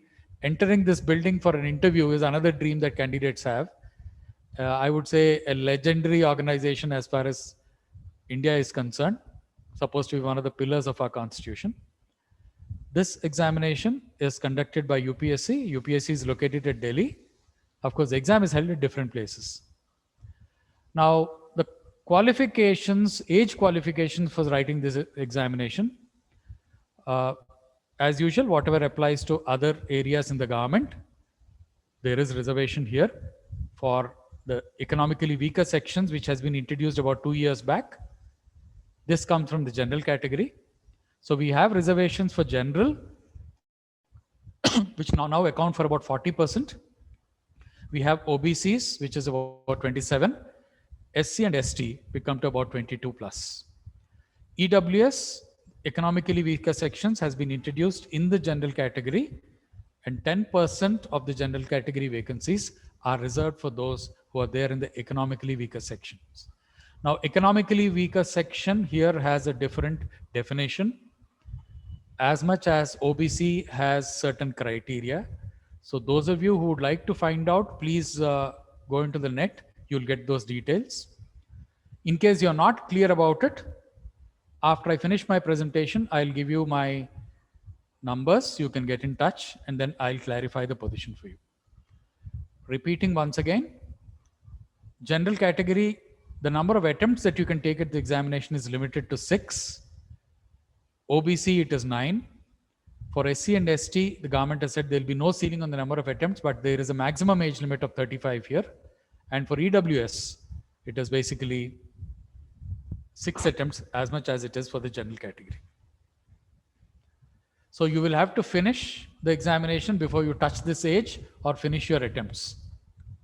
Normally, most of the candidates average qualify in their second or the third attempt.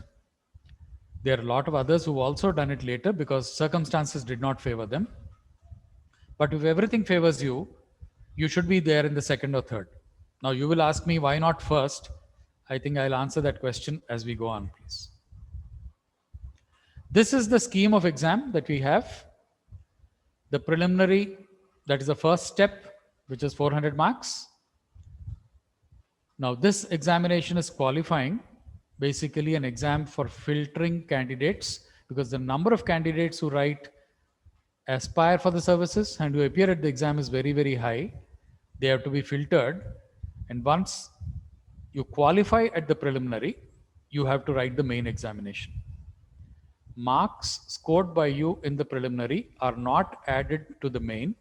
So that is the reason we call it as a qualifying examination. The main examination has 750 marks.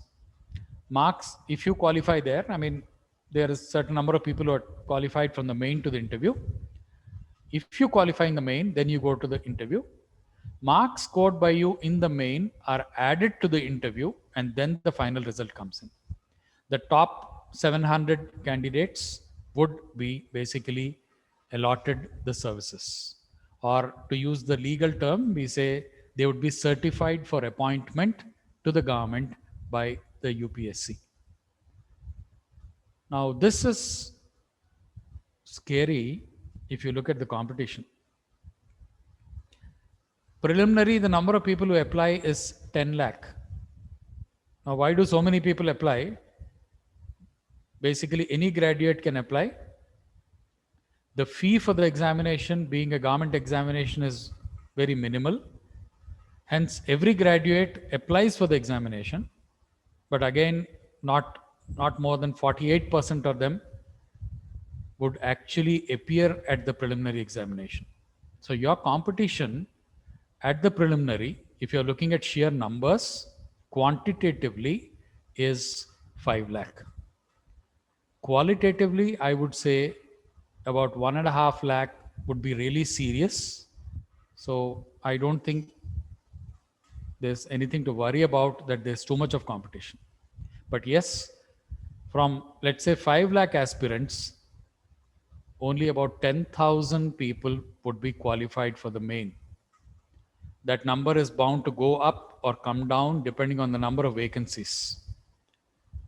This is, if you just look at the top box, you find the final selection is 796. The number of people who qualify for the main is about 13 times to 15 times the number of vacancies. So let me come back. From the preliminary, about 9,000 to 10,000 aspirants qualify for the main. And from the main examination, about 2,000 plus candidates go to the interview. Marks in the main and the marks in the interview are added to give the final selection of 796. Now, in case you don't qualify at the preliminary, you'll have to wait for the next year to write the preliminary again. Also, in case you qualified the preliminary, don't qualify at the main, the next year you'll again have to write the preliminary. So please remember, every exam is a fresh exam. There are quite a few aspirants who have qualified for service, been certified for appointment. Next year wrote the examination again to improve their position, and they could not qualify at the preliminary. So this exam at the preliminary becomes the toughest stage. There'll be a lot of people who will tell you interview stuff. Somebody went to the interview and could not make it. In the present day, looking at this scheme of exam, clearing the preliminary is the toughest part. So you'll have to focus more on this and more on the strategy. Well, we talked about 796 people qualifying, out of which normally it would be about 180 people who will get into the IAS. So the top 180, the top 90 are taken from the general category, then would come the people taken, the toppers from the reserved category are taken in, and this is how it would proceed. Indian Foreign Service has the least number of vacancies because we require more people in serving in India rather than representing India abroad. Now coming to the preliminary, as I told you, the toughest part, it's an objective type multiple choice. So basically it is just marking it on the OMR sheet that they have, which is the correct answer out of A, B, C, D. And you have two papers here, paper 1 and paper 2. There is negative marking for each incorrect response for both the papers. Paper 2 becomes qualifying, by which we mean marks scored in paper 2 again are not added for declaring you qualified for the main. It's only marks that are scored in paper 1 that you will be able to do it. Now these are the areas in paper 1 on which questions are asked. This is the syllabus. So going through it, you'll find history, including Indian culture, Indian polity, economic and social development, environment, general science, and geography. Almost everything that affects people, almost everything that all of us should know, comes as a part of the syllabus of this examination. From these areas, you'll get your 100 questions. UPSC has the liberty to ask any number of questions from any area, so there is nothing fixed here. Just like to clarify, we cannot say that there'll be 15 questions from Indian polity every year. One year it could be 20, the other year it could be 10. They have their own method by which. So this is where predictability is out of question. This is the second paper, which was introduced somewhere around 2010. This is called a CSAT actually, where you have questions from comprehension. You have questions basically from logical reasoning, general mental ability, and basic numeracy. I have not mentioned interpersonal skills and decision making, though it is there in the syllabus, as they have not been asking questions for the last few years. And one of the reasons why they have not been asking questions is there could be more than one answer, and having such a scheme is not possible in an objective type paper, and hence they've avoided this. These are the kind of questions that you will get. Most of you would have an idea of the Constitution, or most of you would have read this. If you're already prepared, you would know.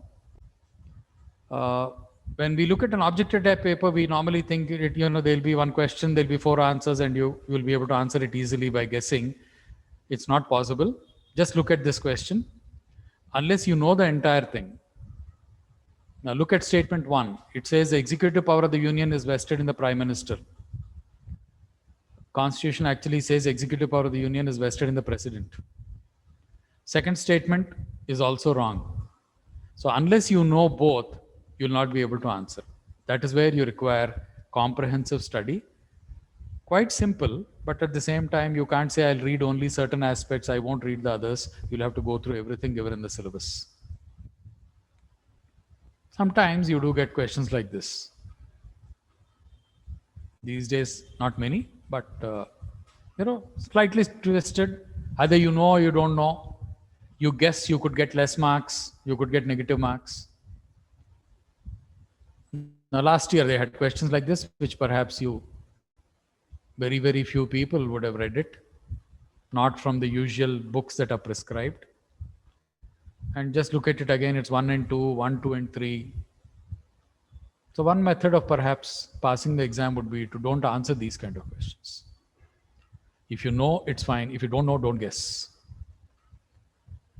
Now, once, you're through these questions, basically, how many marks do you have to get to qualify the exam?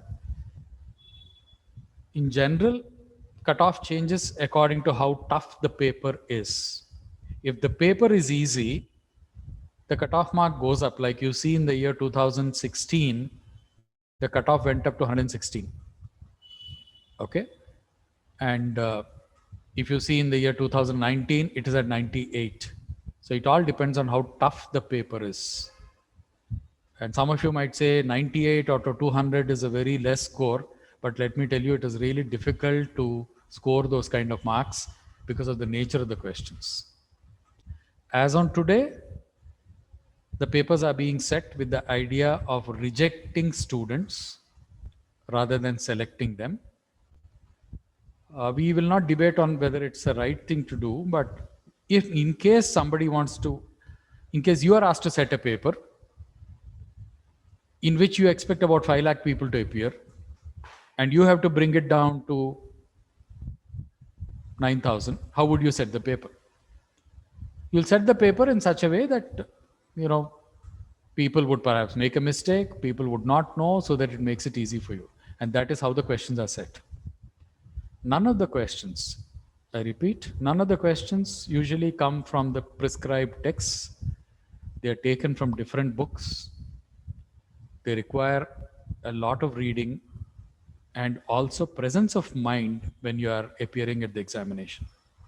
The secret of qualifying the prelims, first of all, there's no secret, it's only hard work. But yes, what you do on that day and also understanding the exam becomes very important to qualify. Most of the aspirants do not understand this, do not qualify at the prelims, and maybe write it for one more year and stop their attempts. This is the difference between a successful candidate and an unsuccessful one. You have to learn from your experience, change, and then focus on the exam, and that is when you'll be able to clear it. 2 ways: either listen to a professional. First of all, try to get in touch with a professional. Second, listen to them to make sure that you qualify as early as possible. Please understand, I would like to repeat, in case you do not qualify at the preliminary, you'll have to wait for 1 whole year to write the preliminary again. And that kind of patience is difficult and perhaps not required in case you work properly at the exam. So let's say the candidate, you get these marks that are required and you qualify for the main. Just to repeat once again, marks scored in the preliminary are not added to the main. So you're just qualified, your number appears in the list, and you basically appear at the main examination. The gap between the preliminary result and the main varies, but it will be about 2.5 months, sometimes 3 months, depending on the situation. So you'll have to prepare for the preliminary and the main together. This is the main examination. I'll go paper by paper, please. You have English, which is compulsory for everyone, qualifying paper, which is not a problem normally for anyone, but I will also explain that because some people could have had their education in regional media. The second is an Indian language. You could take your mother tongue, any language that is prescribed in the schedule of the Constitution, which is mentioned by UPSC, from Hindi to Telugu to Kannada to whatever it is. You will have to take that. And quite a few of you have a question on this, which I'll come to later. Then you have an essay paper, which accounts for 250 marks. You have paper 1, which combines 3 subjects: Indian heritage and culture, history and geography of the world. The second one is governance. The third is technology and disaster management. And the fourth paper, which has been introduced a few years back as compared to the previous years, on the advice of our President Shri Abdul Kalam, is a paper on ethics, integrity and aptitude. Something on which all the speakers have dealt with, is a full paper here. And then you choose an optional subject. It could be your own optional which you've done in graduation, or it could be a different optional depending on a variety of criterion, which I will discuss. So you'll take all these papers.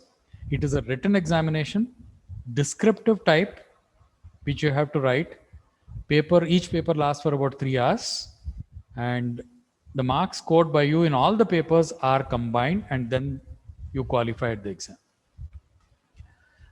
There is no minimum qualifying mark initially mentioned, but UPSC has said that they have a right to fix a minimum qualifying in all the compulsory papers. I'll come back to the list again. We talked about English and Indian language. And most people have this problem with the modern Indian language because they say, I've left my mother tongue in my 10th and after that I've not done it. Please understand, it is not literature. It is not difficult. You just have to write and you get questions on these areas.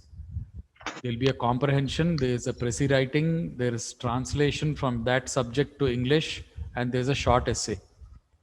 And this essay accounts for about 100 marks and all the others account for about 60 and 20. The reason I'm flashing this slide is just to tell you that you don't have to worry about that you don't know much about your mother tongue. Qualifying at this examination is not very difficult. You might have to do a bit of practice before you appear at the exam. If you're used to it, it is fine. Again, those of you who are from the regional media, English is not very high. I forgot to mention, you can also write this exam in regional media, please. Except this English paper, everything else can be written in the regional media. Now in English, again, you have comprehension, précis writing, usage and vocabulary, and short essay. Simple, 10th class standard, as mentioned. And again, things are spread out. So qualifying is not difficult. And yes, you have to get 75 marks out of 300, which is not a very difficult thing as far as these papers are concerned. Now the catch here is, unless you qualify at these papers, your other papers will not be taken into consideration. Or in fact, you can say they would not be corrected, or even if they're corrected, you are kept aside. So qualifying at these papers is necessary to compete for the examination. So these papers, a bit of practice before you go in for the main. Now in the main examination, pattern has slightly changed across the last 5-6 years. That now they are asking questions in which you have to write more points. Though the questions are analytical, they are not as simple as this.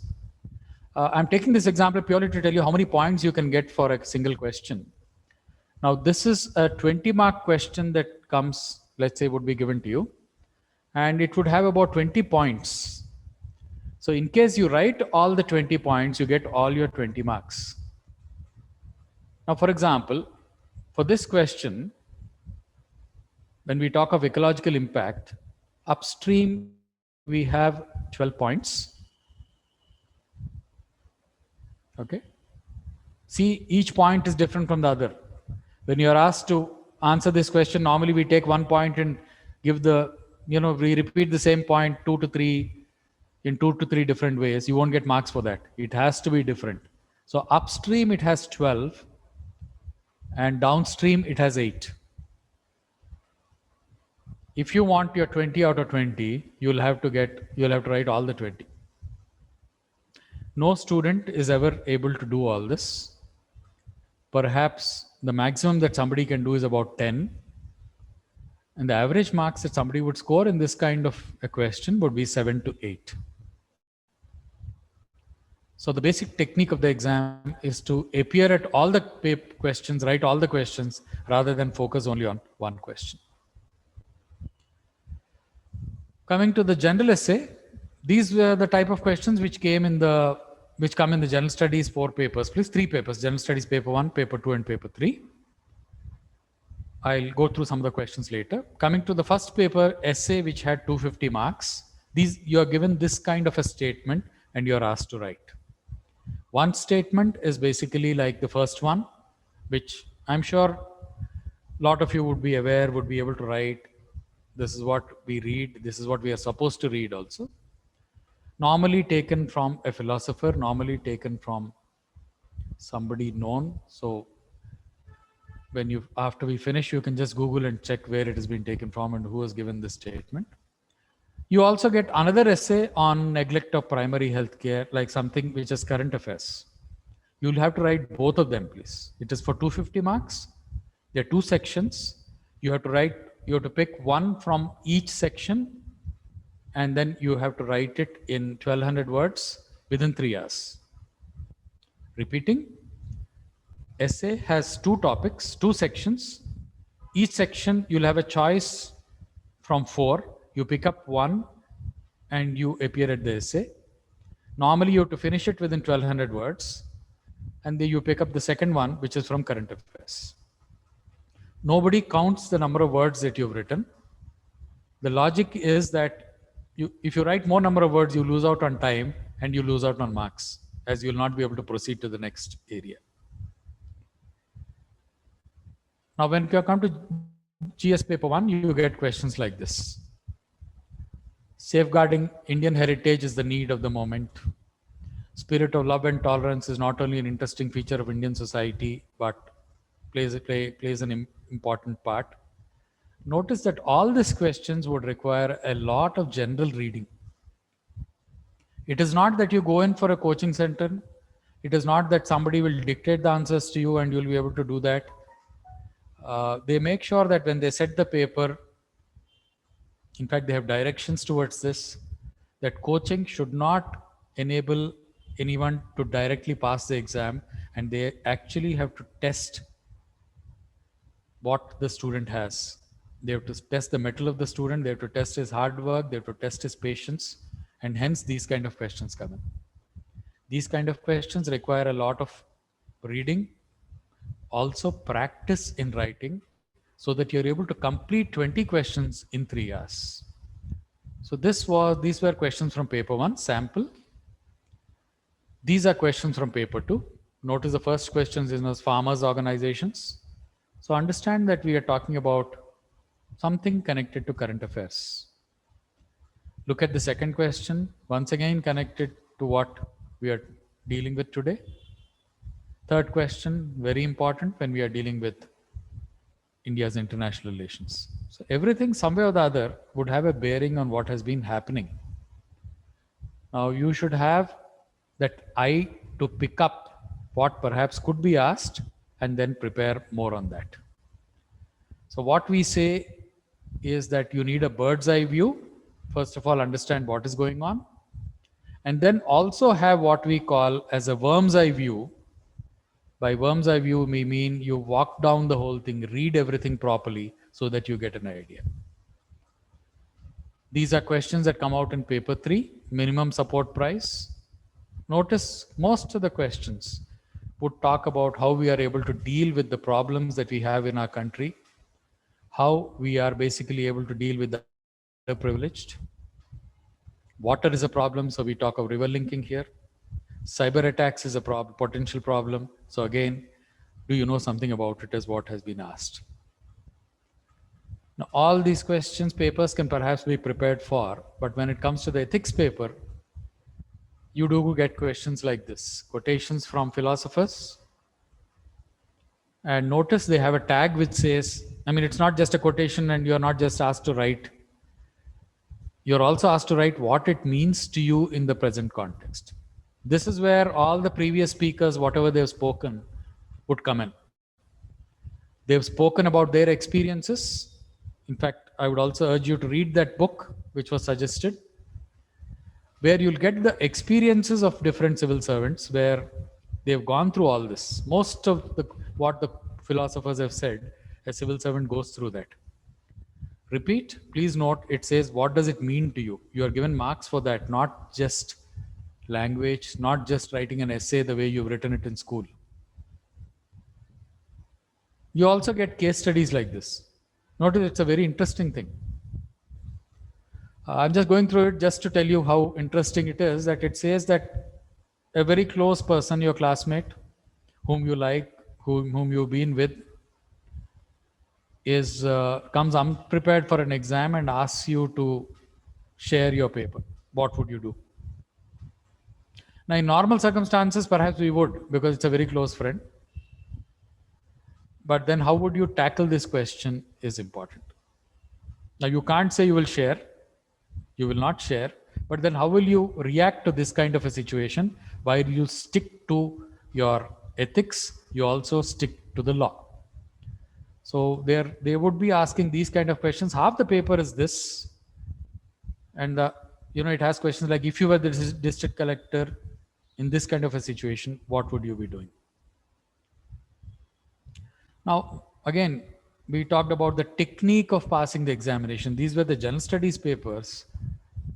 But the general part is that everybody who prepares for this exam, and let's say the preparation is equal, would get the same kind of marks. I repeat, if the preparation is the same, the background is the same, you get the same kind of marks. But why does one person pass and the other not? Now, this depends on the option.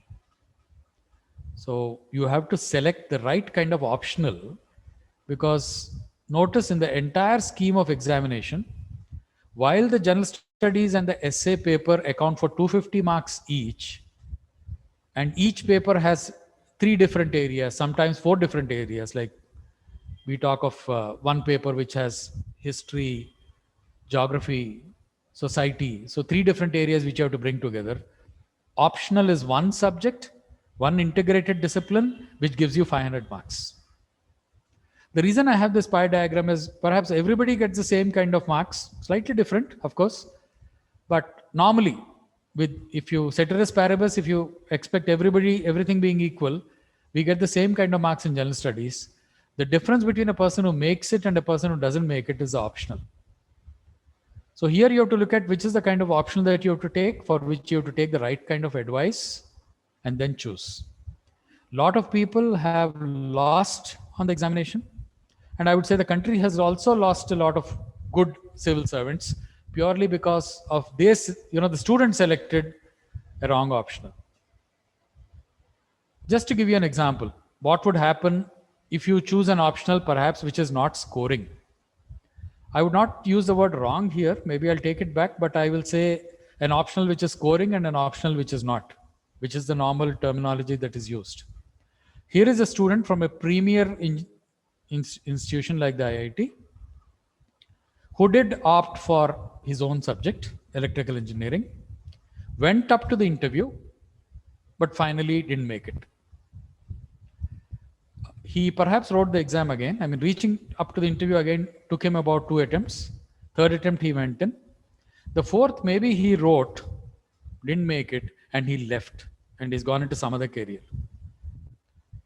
Here is somebody else with the same background, but who did a bit of study, did a bit of advice, and the year in which he wrote the exam, he basically felt this optional called anthropology, which perhaps he didn't know anything about, was rewarding people more than his own subject, which he had done in graduation. He took the advice, he took the courage, he took the plunge, and took anthropology as his optional. And he qualified for IAS right in his 2nd attempt, and at the same time also got his own state cadre, which is considered to be very, very lucky and very important for anybody writing this examination. Now let us compare the marks of both these candidates. Please go paper by paper. You will find that in general essay, they have scored the same. General studies, minor difference. General studies paper 2, they have scored the same. Jumping over, notice the difference has come not in the interview, but it has come in the optional. So the choice of the optional made the difference. And in general, not referring to any specific optional, please. In general, cross-domain operators, by which we mean people who've changed from their domain and who've taken humanities. Most of the cross-domain operators are people who've jumped from sciences to humanities, are the people who qualified at this exam. And this comes from the report of UPSC that majority of them have taken, who had a science background, have taken this subject. So how do you select an optional? Well, you can go into detail at a later date. People take the nature of the subject. Since it's a new subject for you, study material is important, whether it's in the form of books or in the form of notes. Coaching maybe would be necessary here because it's a new subject. And then whether this optional that you're choosing helps you in other subjects and other exams. One of our speakers in the beginning had mentioned that when you prepare for civils, a question is asked, what would happen if you don't qualify at this exam? Am I not wasting this time? The point here is that you can write a lot of other examinations with this knowledge of civils.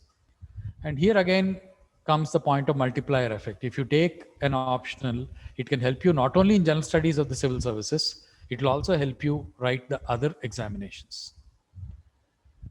Now, again, just to substantiate that certain optionals are scoring and some are less, I've taken this slide from the 69th annual report of UPSC. Notice that public administration had the highest success rate. This can keep changing. It changes normally once in 3 to 4 years. Anthropology had the next. Things like mathematics, even the number of people who've taken it is less. See, the number of people who've taken the humanities subjects is much more. And engineering and all, the number of people who've taken it is far less. Maybe the number of people who opted for this would be more, but perhaps they could not qualify at the preliminary, because when you take up a subject in humanities for the main and you read it well before you write your prelim, it also helps you in the preliminary. Like one of the questions which I have flashed in the beginning, which said the Prime Minister is the chairman of the Civil Services Board, basically comes from public administration. You don't do it when you do it in the general way. So that is where choosing the right optional also perhaps helps you appear at the preliminary. Let me also tell you, doing a humanities optional helps you again in the interview, because in humanities you're talking about the problems of people around, and specifically humanities paper 2 has the Indian aspect to it, and most of the questions asked in the interview are based on your sensitivity to the problems that your country has. So this is how subjects have fared. Those of you who would perhaps like to go into it can look at the annual report of UPSC. UPSC has mentioned in its annual report that 66% of the candidates were from engineering background, but 85.5% of the options opted were related to humanities. So see the number of people who have moved out. Most of the people these days, most of you would be having an engineering background because it is sciences that we choose these days. Very few people are choosing arts for a variety of reasons. So most of the people have shifted from sciences to arts. When we look at the overlap of an optional, we find that certain optionals like public administration would have a greater bearing on your qualifying at the examination. And not only this exam, but other exams. Some optionals would be having less. Science optionals would not be having a bearing on the general aspects of the examination. Now coming to the method of preparation, there is no secret once again, as I have to tell you. Yeah, there are certain things which you should not do. What you should do, the list of books and all can always be provided to you. You can write to us, we will do that. I would not like to go into that in detail right now. But what you will have to do is do quite a bit of practice when it comes to your preliminary. Practice in the form of doing these questions. Now, the most important part in these questions which come from humanities in the objective type is every answer appears right. Now you don't know which one to choose. In fact, I always quote an example of a Sufi, Mullah Nasruddin, who was, it seems, sitting as a judge and then he was solving a case. The plaintiff came in, the lawyer came in, and he discussed his case. He heard him and said, yes, you are right. The defendant came in, the defendant lawyer, he comes in, he explains his case in entire detail. He listens to that, and then he says, yes, you are right. Somebody, a doubting Thomas from behind, who's sitting behind, gets up and says, sir, how is it possible that he is right and he is also right? His answer is, you are also right. So that is how these questions are. 1 can be right, 2 can also be right, 3 can be right. So you'll need to know how to choose these things. Let me tell you, for every of these questions that is framed by UPSC, there is a base. And the base is a textbook that is prescribed by a university for honors level reading or general degree reading. Questions are not set from guides. You will find the answers in the guides, but questions, I repeat, are not set from guides. They are set from standard textbooks. This is necessary because please remember, this is a public examination. Anybody can challenge it in a court of law. Anybody can say my answer is right and the answer given by UPSC could be wrong. They might need to prove it. When they have to prove it, they'll have to go in by a standard book. For the mains, you'll have to do a lot of writing practice, which I think our generation, your generation presently has lost out quite a bit. I think our generation was used more to writing, and we were writing, Gopi will agree to that. We were also writing postcards. We were used to writing the entire thing in one small space, where we got used to writing everything like you write these days in 200 words. So you'll have to do a lot of writing practice, not typing out answers. You should be writing, and getting used to writing will take a bit of time. And this is where you mention more points, get them corrected by somebody, and that is when you'll know where you are. Your current events, you'll have to pick up from the newspapers. A lot of people will provide you with current affairs. Those of you who are interested in knowing how to make the current affairs can again write to us, send us a mail. We will send you a sample. You can go through that. You'll understand how one point is to be taken up from a newspaper, and then how you write down points on that. Writing down is very important. Just reading, you will not remember anything when it comes to the exam, please. So it doesn't mean newspapers and read everything. Pick up the most important newspapers, read about that topic, write it down on the very day. Don't store all the papers till the end of the month. It will never happen. And then also refer to a lot of material which is available on the net. So this is how you'll be reading your current affairs. Make sure your current events is connected and focus more on the areas that are connected to your basic topic.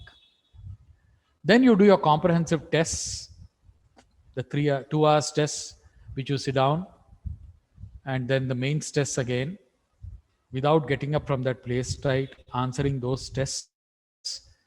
See where you're going wrong, where you get over the negative marks, and how to get the marks that are required to pass the examination. This is an exercise that you will have to do yourself. There are institutes, there's a lot of help available in the market. So if somebody has to force you, get yourself forced. Join some place where you sit down and do it for tests. But ultimately, please remember, self-discipline is the best discipline. This is what Swami has also said in all his, whenever he is discussed, that you have to be disciplined. Somebody else will discipline you first, but later on, not. Our speakers would have also mentioned this to you, that when they go in for their foundational training at UPSC, this is after you qualify for IS and other services. When you feel that you've done everything in life, you have to lead your life for about 8 to 9 months like somebody who's going to a boarding school. They make you get up at 5 o'clock, 4:30, you go in for sports, you go in for PT, you go in for a specific time for your breakfast, then you have to sit down in classes, then you go in for sports. All something which most of you who have studied in our Sathya institutions would have done. What is the rationale behind this? The rationale is self-discipline becomes enforced discipline. I repeat, I stand corrected. Enforced discipline becomes self-discipline at a later date, and hence you're forced to do all this. So in case you need enforcement, do join some place, do the tests, and then after that, do it on your own. So that is what I would like to talk about the examination. Our email ID is mentioned there, and also the phone number is mentioned for those of you who might have some questions or who might require current affairs.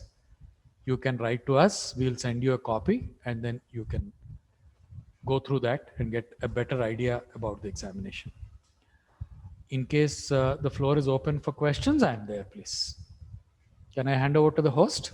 Thank you. Thank you. Thank you, Gopal. That was a very interesting presentation. How I wished you were there when we were writing the exam, Gopal. This kind of hand-holding would have been wonderful, Thanks so much. I'm sure all the participants here have got a great insight of what this exam is all about. And I'm sure that you've also known what kind of questions actually come up in the preliminaries and as well as mains. And some kind of a broader outlook has been given by Gopal to each one of us to how to prepare for the exam. Preparation is very important, and I really like the point that he took up was self-discipline. How focused your approach should be. We still have another 20 minutes before we wind up. Unfortunately, Mr. A.K. Khan is stuck up with the CM and he's not able to make it, but maybe in the next series, we will have him on board. We will take about 4 or 5 questions right now. May I request all the speakers to come on camera, please, so that any questions that comes up right now, we will take 3 or 4, not more than that, because it's already about 1 o'clock and we are behind schedule right now. Maybe in 15 minutes, we'll stretch it over and then we will end it with the final path forward and then we will end with Shanti Mantram. Any questions? Please post it on the chat box and I can take up the questions for you. Or maybe you can unmute yourself. May I request organizers to unmute the participants? Let them raise the hand and you can unmute them and we'll have the question. Yeah, we have Ms. Chetu Klapcha. Can you unmute Chetu Klapcha, please? Gopal, can we close the screen there? Your share screen. My score? My screen? Yeah. Okay. Yeah, sure. Close. You would like my screen to be closed or it's not? Yeah, screen is closed. Okay. Can I have Ms. Chetu Klapcha, Mr. Chetu Klapcha and Shankari, please? Okay, here's a question that came to you, Gopal, or the panel. Is it compulsory to take coaching for the exam? It all depends on where you are. Point here is that a lot of people would tell you that they made it on their own, but you'll have to look at the background. You'll also have to look at the number of attempts that they've taken. In the present day, what I notice with the students that I am dealing with especially is that they don't have patience beyond 1 or 2 years. Now, if you want to make it fast, I think you need to go through coaching. Coaching definitely helps you to some extent. I won't say come here and we'll make you a finished product. It was possible about 10 years back when the scheme of exam was slightly different. That, I could proudly say, give me a good student and I'll make them a civil servant. In fact, one of the speakers, Sri Devasena, was also my student at that point of time. And it was a pleasure to mold such kind of people. And I could also confidently tell them when they came to join the institute that, you will pass.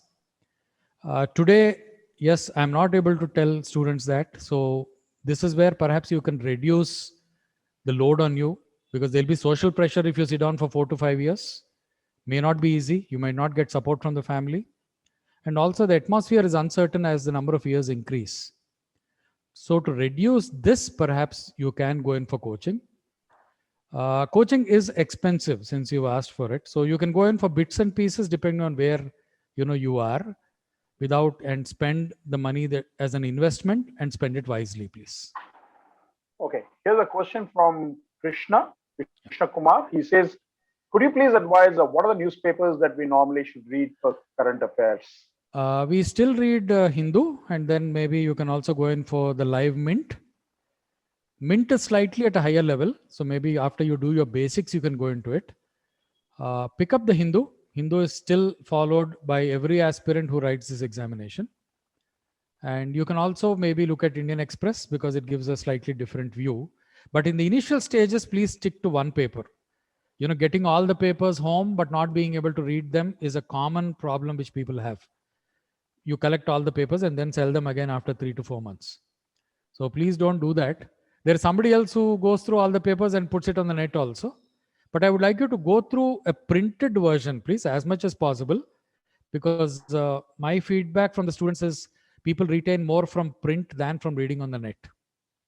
It could be sounding as somebody an advice from an old guard, but it's a fact. When you read something on print, when you read a book, it makes you remember much more, whichever you choose. Okay. And here also, since you've raised a question, let me connect it to a similar question which people ask, that what is the best time to read? Is it early morning or is it late night? It all depends on your personal view. We always give the example in the class that a son was sleeping away till about 8 in the morning, and then the father comes and wakes him up and tells him, get up, don't you know that the early bird catches the worm? And the son replies, father, the worm got caught because it got up early. Of course, the father again gives a reply, said, son, it was not, it didn't get up early, but it was coming home late after a late night party. But jokes apart, let me tell you, please choose your own time. And whichever time it is, you sit down and you don't get up for those number of hours. Simple. No distractions. So early morning seems to be the best because the number of phone calls that you'll be getting, the number of disturbances at home that you'll be having, and that ability to postpone or your facility to postpone will be less. You can sit down peacefully and study. So best time is something which suits you. But at the same time, I would say, I would still go back to early morning being the best till you clear the examination, please. Right. This is Sri L.V. Subramanian Garu. I would like to know how to deal with negativity and mental pressure during preparation.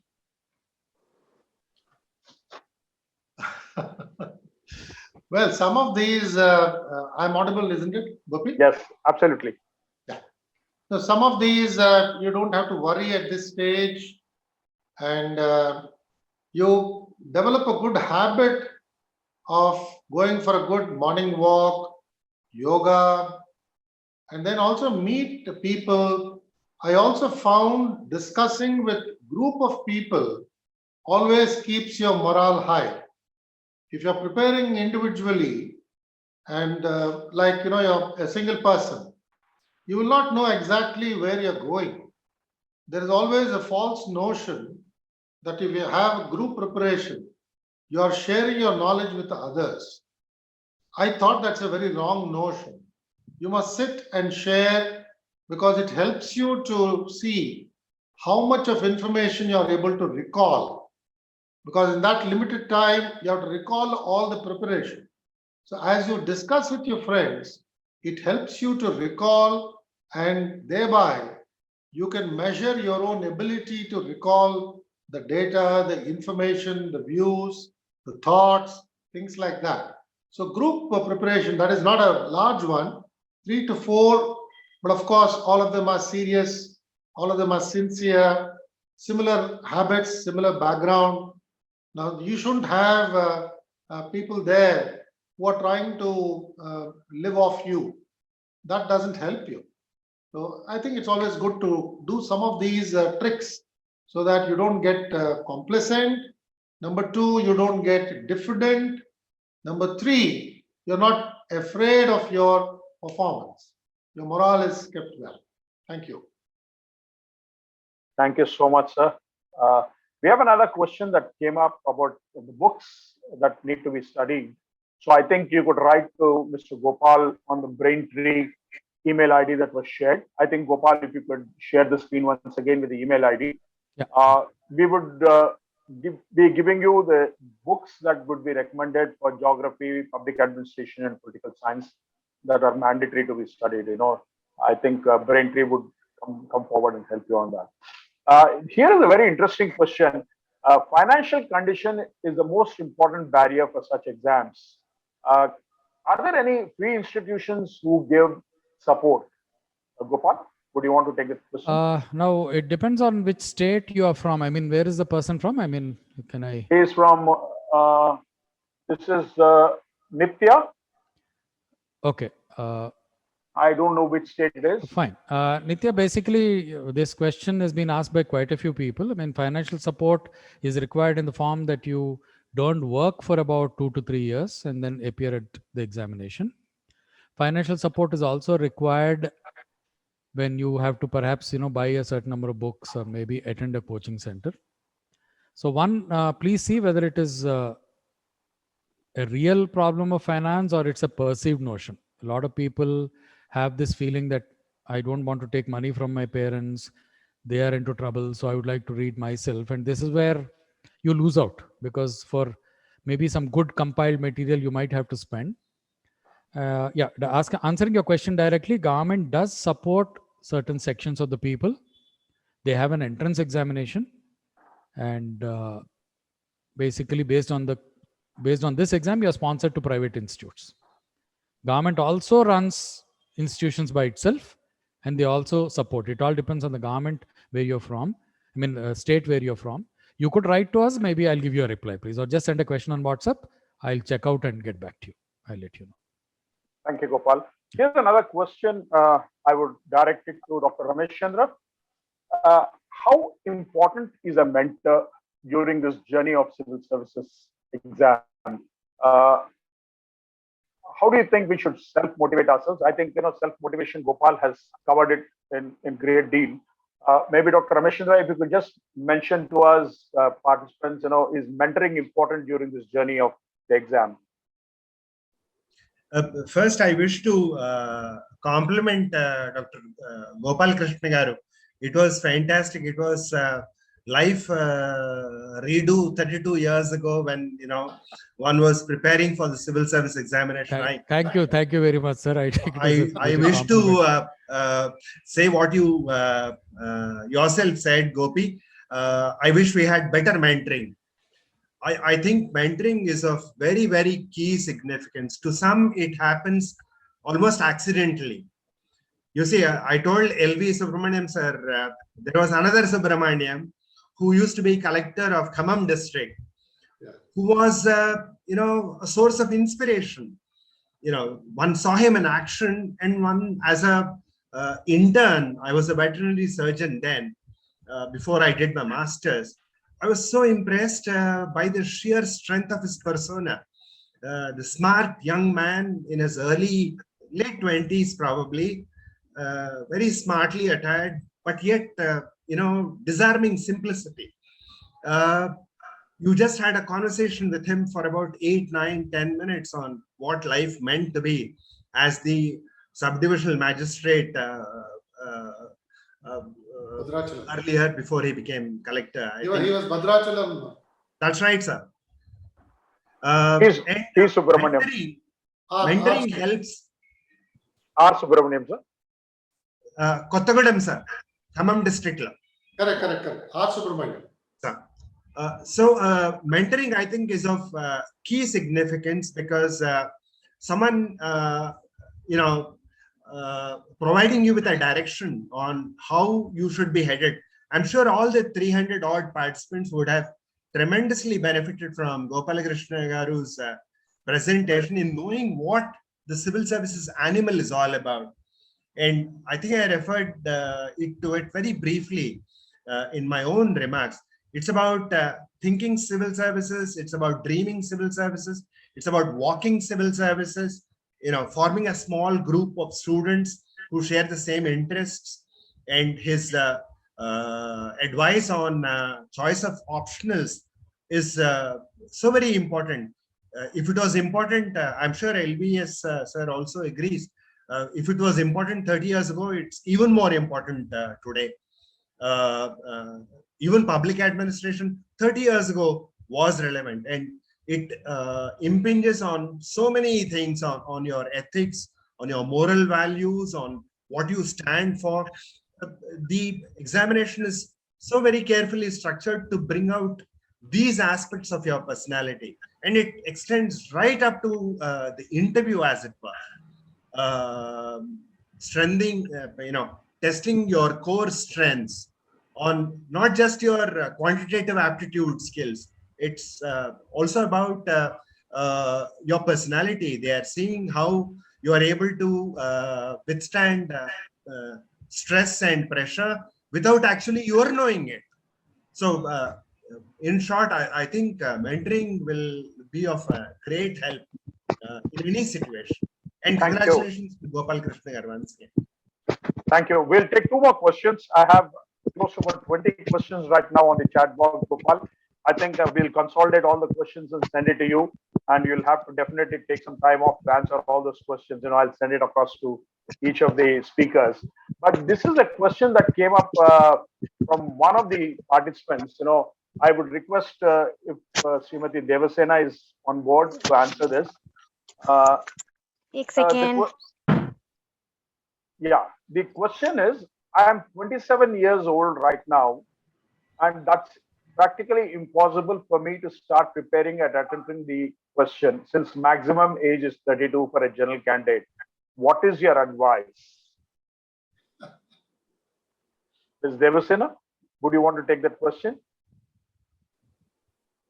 Or I think, she's moved out. She has a cabinet meeting also. Maybe Gopal, would you answer that? Gopi, because could you just repeat the question, please? I'm 27 years old right now, and it is practically impossible for me to start preparing and attempting the question since the maximum age is 32 for general candidates. What's your advice? The average age of a candidate qualifying at the examination as compiled by UPSC is 25 and a half. Okay, so you're not very far from that. 27, please understand, we expect you to be much more mature than somebody who's at 21. We also expect that you'll perhaps have more problems than the person who is at 21. Your mind will not be totally, you won't have that kind of space. Very good chance if you seriously prepare. Your maturity will go a long way. If you've been working after 21, after graduation till 27, it becomes an asset. Please notice that most of the candidates who make it into IAS are people who already made it or already working in the IRS, already working in the IPS. Sometimes it's 2 years that they've been working. After that, they write the exam. They don't have to put in too much of effort because the job service itself gives them the skills required. When you draft a note in the IRS, you write the same kind of an answer there, the same style. The government teaches you. So you would have learned something on a job. Work is the best objectivity that you can get. So please do write the exam, because after 32, I don't want you to look back and say, I missed an opportunity. Because someday you'll have this feeling when you go to a government office that I should have been the other side of the table, not on this side waiting for the officer. So if you have a chance right now, do it. No regrets later. Thank you, Gopal. This question is for Mr. Krishna Kishore, since he spoke about ethics and values. Sairam, sir. Sairam. This is for you. Since I am from Sikkim, we recently have seen an article citing the IAS from Sikkim and Northeast India possess the maximum wealth. How do we look into such issues of demotivation?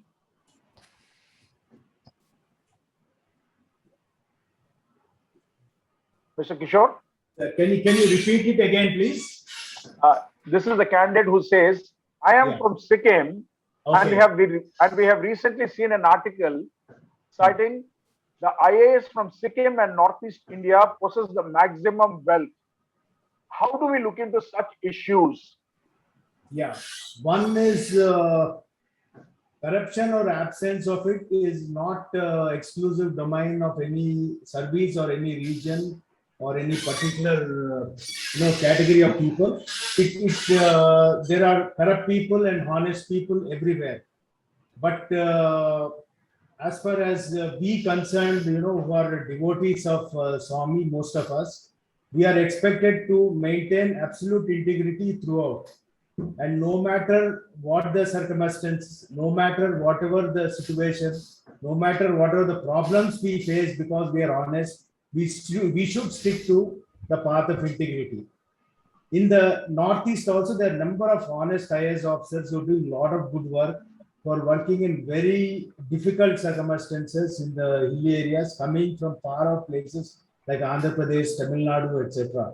And so, I mean, it is an individual choice as far as integrity is concerned, but for us in general, but for us who are particularly devotees of Swami, we have no choice. The only choice we have is the path of integrity, which is what Baba expects all of us to follow. You have to unmute yourself, Gopi. Thank you, Kishore Garu, for that input. Gopal, maybe there are some questions they were asking. What are the optionals that Braintree offers? I know political science was one question they asked. Public ad, can you just briefly mention? They can perhaps send a Right to WhatsApp you? to me. Yeah, I think Right, that will be I will better. do that. I'll go into the Right. particular details. Just Right. would like to add to what Kishore has said, that general impression that people have is people make a lot of money, most of them are corrupt. It's a wrong impression, please. Majority of the people are honest. A few people give it the bad name, and I don't know the authenticity of this article. So whoever has asked this question, kindly check out. It is just a perception of people. When you pass by a house and you find the name, so and so and IAS, the first question that comes to your mind is he must have made money. And they would have done it in a normal way. Somebody can always construct a house normally. So please don't go by that. And definitely this is not the place to look for, or there are definitely people who could have perhaps treaded the wrong path, but there are a lot of people who have done excellent work who are remembered even today. For example, apart from all the others that we've heard, there is one Mr. Radha Krishnan from Tamil Nadu. He is known as a disaster specialist. Whenever something goes wrong, he is called up. They take care of him. He is the one who dealt with the tsunami. He is the one who dealt with the Kumbakonam fire tragedy. Today he was taking care of health in Tamil Nadu. So, there are a lot of people, once you do good work, that gives you the satisfaction. So please don't worry about that some people are corrupt, some people have made money. People have done it in every walk of life. It is purely individual. It is up to you, the way you conduct yourself. Okay, so please don't worry about these things. A lot of students ask me this question, political interference. Now it's up to you whether you allow somebody to interfere or you don't allow them to interfere. Same way, it's up to you whether you accept something or you don't accept something. It all depends on the values that you have. And let me tell you, it's not that easy these days. So please don't worry about that in some section somebody has made a lot of money. It is totally up to us. And I know a lot of people who've done very well in this line, who've been very honest and who had a very satisfied life and who live their life with satisfaction even today. Yeah. Thank you. I think that we have another 20-25 questions. We will have the organizing team consolidate all these questions. We will post this to the speakers for their revert. We have some questions based on spirituality, some on subjects, some on how to attempt it. So we will actually assign and pick up the questions and send it across to you so that you can reply to us, because it's already getting late right now. So we will end this now. Just wanted to take it forward with a few comments, and then I will request the All India President to say the final remarks on this program. As a path forward, what we want to do is that we would like to have some more sessions like this in the forthcoming months. Once the preliminary exam is over, October 31st. When is the exam, Gopal? 17th, 31st? 10th of October. 10th of October. Once the 10th of October exam is over, maybe we will start looking at it. And we are also planning to see if we can have some of the eminent speakers talk on certain subjects, on political science, public administration, who could come, when we look at the the optionals that are being taken by the students. Maybe give some lectures, because Sathya Seva organizations is a very vast organization with specialists across. We have, in the last 24 hours, I was just mentioning to my All India president, so many civil servants from across the country have called us and said, we would like to be a part of this program also. We are also with devotees of Bhagwan, and we would like to share our thoughts also. I think the initiative that started in a very humble way today might catch up steam, and will have much more work to do. Having said that, I think there will be a lot of questions that will be coming to you, Gopal, as you are the specialist in manufacturing civil servants right now. We have an industry here sitting with us, and we hope to see that many of these youngsters who are there, I'm sure that a lot of them have got the real-time stories of how a civil servant's life is. Getting such eminent people on board today, I think, as a last word of vote of thanks, I should definitely thank hanging on from 9 o'clock till 1:30 without a cup of coffee. Sometimes bureaucrats find it very difficult, but you've been there all through, very patiently on camera, attentively listening to all the lectures is something phenomenal. Thank you, Sri L.V. Subramanian Garu, for actually giving us the boost. Actually, when we mooted this idea of having this, you said, yes, Gopi, let's go forward and do it. And then when I contacted the other speakers, Mr. Krishna Kishore, Dr. A.V.S. Ramesh Chandra, Sister Devasena there, and other speakers who are on board, unfortunately, Mr. Khan couldn't join this meeting, but the real thrust of motivation came to the Sathya Seva organization that we can do much more in this stream of civil servants. And having said this, on behalf of the entire organizing team and the All India President team of Sri Sathya Seva organizations, we wholeheartedly thank you for your time, and we pray to Bhagawan to bless you profusely. With these few words, I would now like to hand over to Sri Nimish Pandya ji for the final remarks. Sri Nimish Pandya ji. Sairam, Gopi is not only IAS officers who are used to tea, lawyers are used to tea more worse than IAS officers. Anyway, no, but it's been a really inspiring session, I must confess. It's been an amazing eye-opener, and I can already imagine all my 2 lakh Bal Vikas children, 500 Sathya Sai schools, 600 adopted schools, the children from all these massive institutions that Bhagawan has influenced and touched. I think we have a great scope ahead to see that many of them would emerge. And I must recall Swami saying, and I'm sure LVS and all of you must be recollecting, Swami used to always say, it is my boys and my people who will rule the world one day.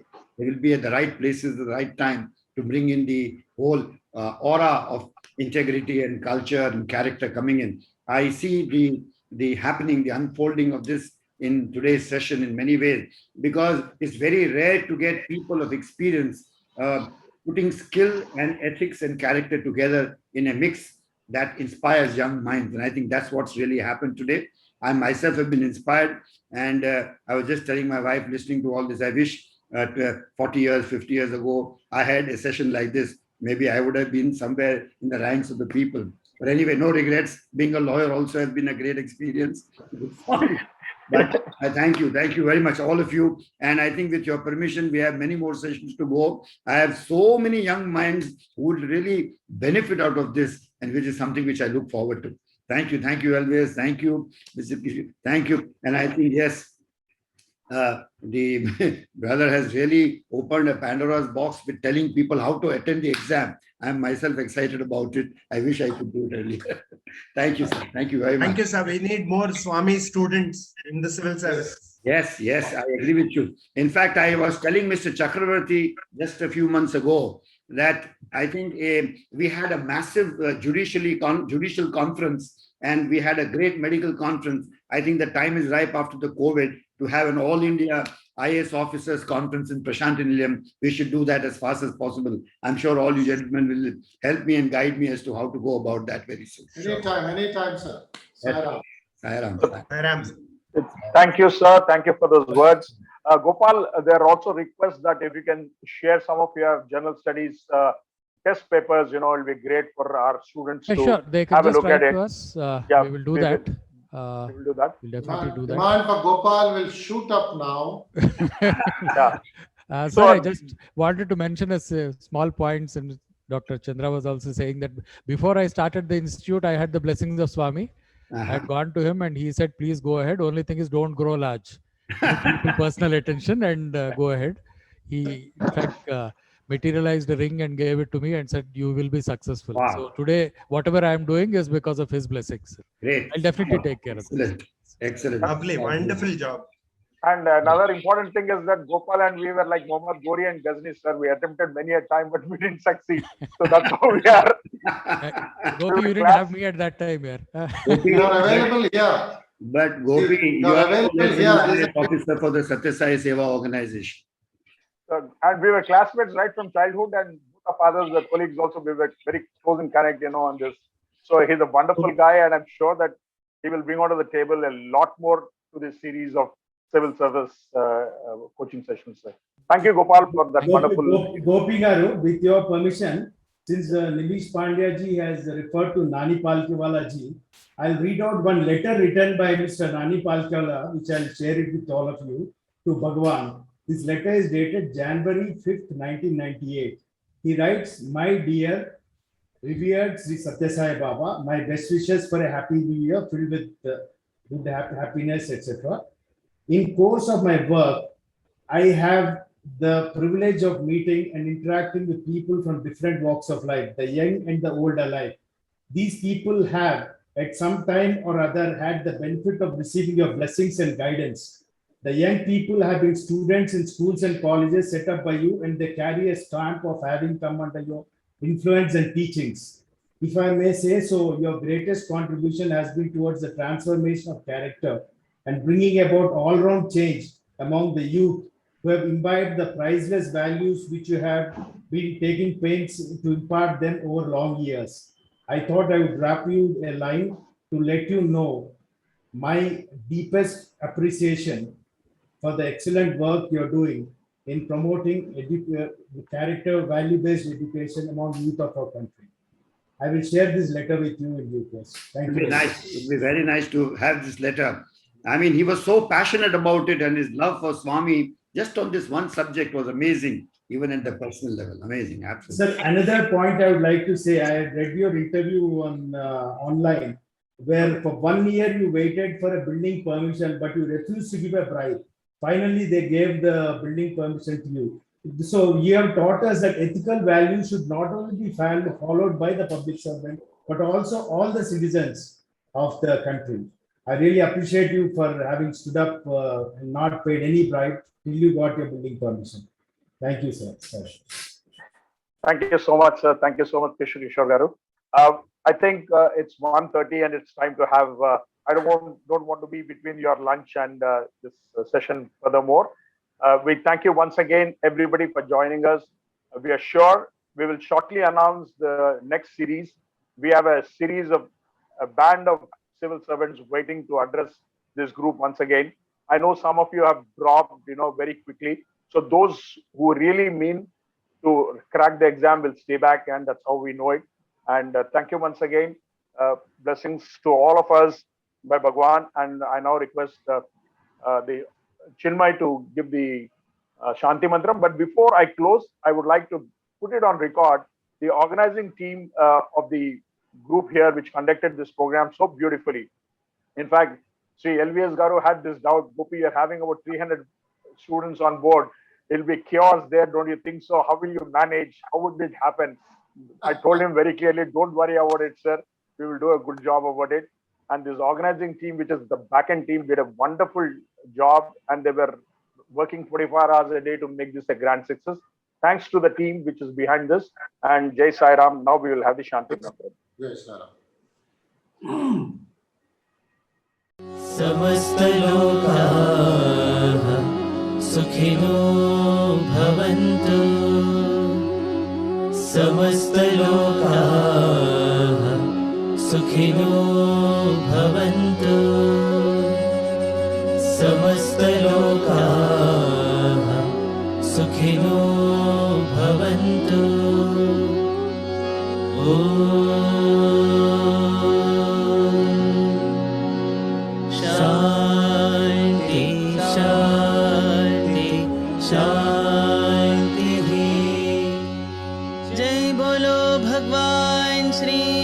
सत्य साई